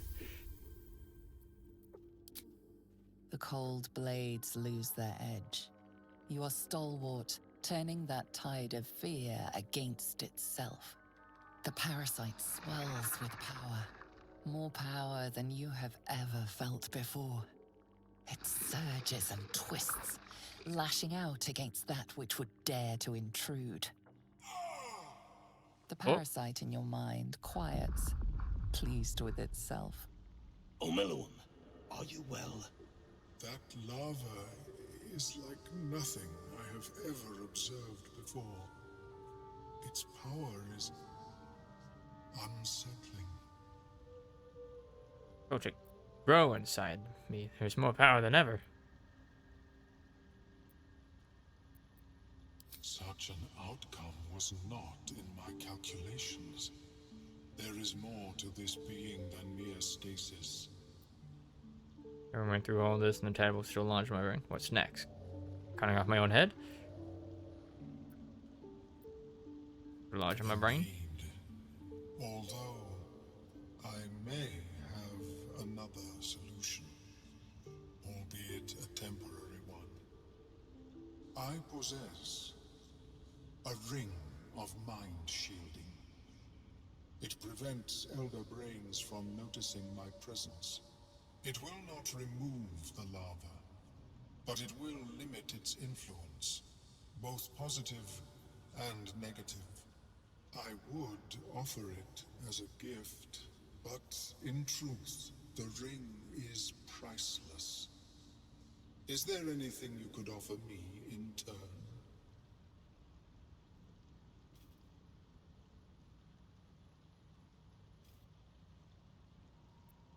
I didn't mention this ring before this potion debacle. I have gold. Will that suit? No, I want this power. Keep your ring. How about I tell you more about that nautiloid at less detail?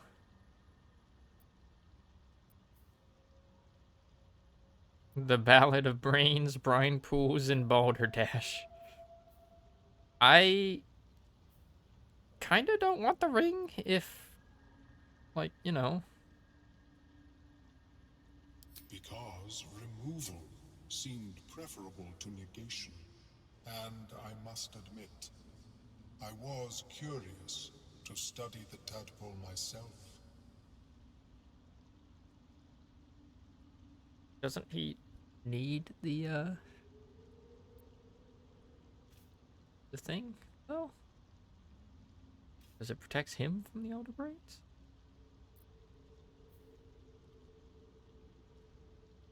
From the tale of your adventures so far.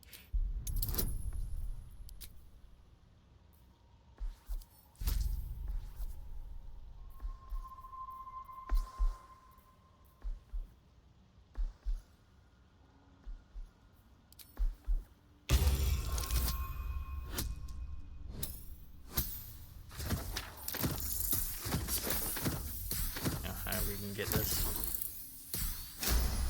30. As Ameluum watches your performance, something stirs in his mind, unusual for an illithid. Joy. Here, it is yours. May it serve you as well as it has served me. A pretty thing. And at least it offers us some protection from the tadpole. Of course, the lava remains. Be ever vigilant of its growth. How is your more personal research progressing? Not well.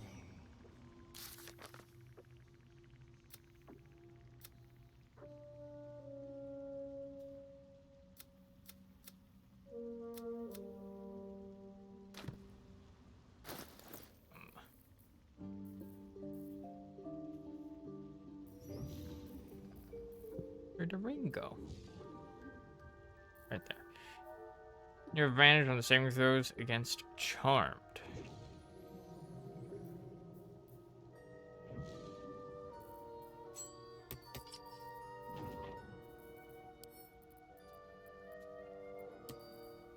My face protects me. I wonder what the next move is. Let's move. Have you spoken with Skris lately? I greet you, son child. Let me see your wares. What does he have? Psychic resistance, creations, echo. What is this? Quarterstaff? Elemental Resonance. If the wielder deals acid, fire, lightning, radiant, or necrotic damage, it becomes resistant to that damage type for 2 turns. Amulet of Misty Step. That's pretty good. Pearl of Power Amulet. Pearlescent Restoration. That do. Replenish expended spell slots of your choice. Yo. Stormy Clamor. Arcane Echo Malefication. When the wearer inflicts a condition upon a hostile creature, they also inflict 2 turns of Reverberation. What does that do? Reverberation condition. Affected entity has -1 penalty to strength, dex, and con saves per remaining turn. When the entity has 4 or more turns of reverberation, it takes 1d4 thunder damage and possibly falls prone. The condition is removed afterwards. Creatures immune to thunder damage can't receive reverberation. Ring of Solving. Savior's Allure. You regain an additional 2 hit points every time you heal another creature. The Shade Spell Circlet. While the wearer is obscured in shadow, their spells gain a +1 bonus to spell save DC, making them more likely to succeed. One of the relics of Deep Wearer's rebellious children. Manage on Illithids.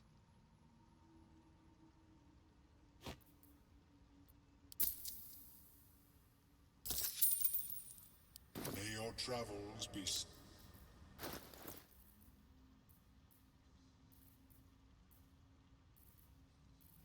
I can find that book I just bought. Wait, Furnace of Grimforge. Insurance for the gnome.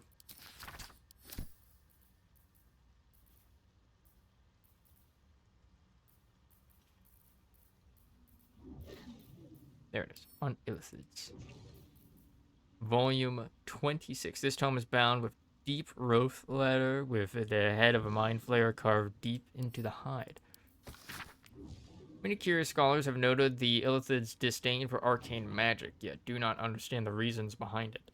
In traditional Illithid circles, psionics are considered incontrovertible proof of our superior minds, and that which relies on study or bloodline is but a corruption of pure mental power. It were so inferior, it would not be able to subvert an outer brain. I have proven that myself, and hope the Society of Brilliance will be able to spread this evidence to the contrary far and wide. My people need not be slaves to the grand design, should they will it. Divine magic is a more complex matter. Some of our creeds advance the philosophies of gods like Ilsensine and Manzikorian, but that could not be taken as mindless worship. If anything, many of my brothers or brethren are jealous of these beings and study their works in order to supplant them in the future. But to be a god's servant, forever yielding, that goes against the tenets of every circle, no matter how liberal their creed.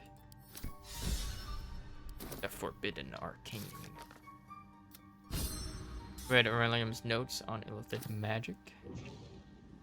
Very cool. Should mind my step.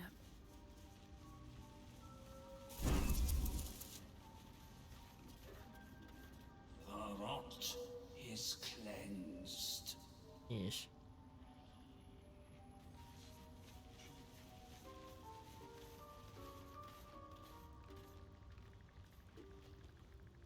The circle is cleansed. Yes. Alright. We're gonna make another heart save. And then we're gonna end it here for today, because I'm gonna go take a shower. Me actually ending almost on time? What? While playing Baldur's Gate? More likely than you think. Boop.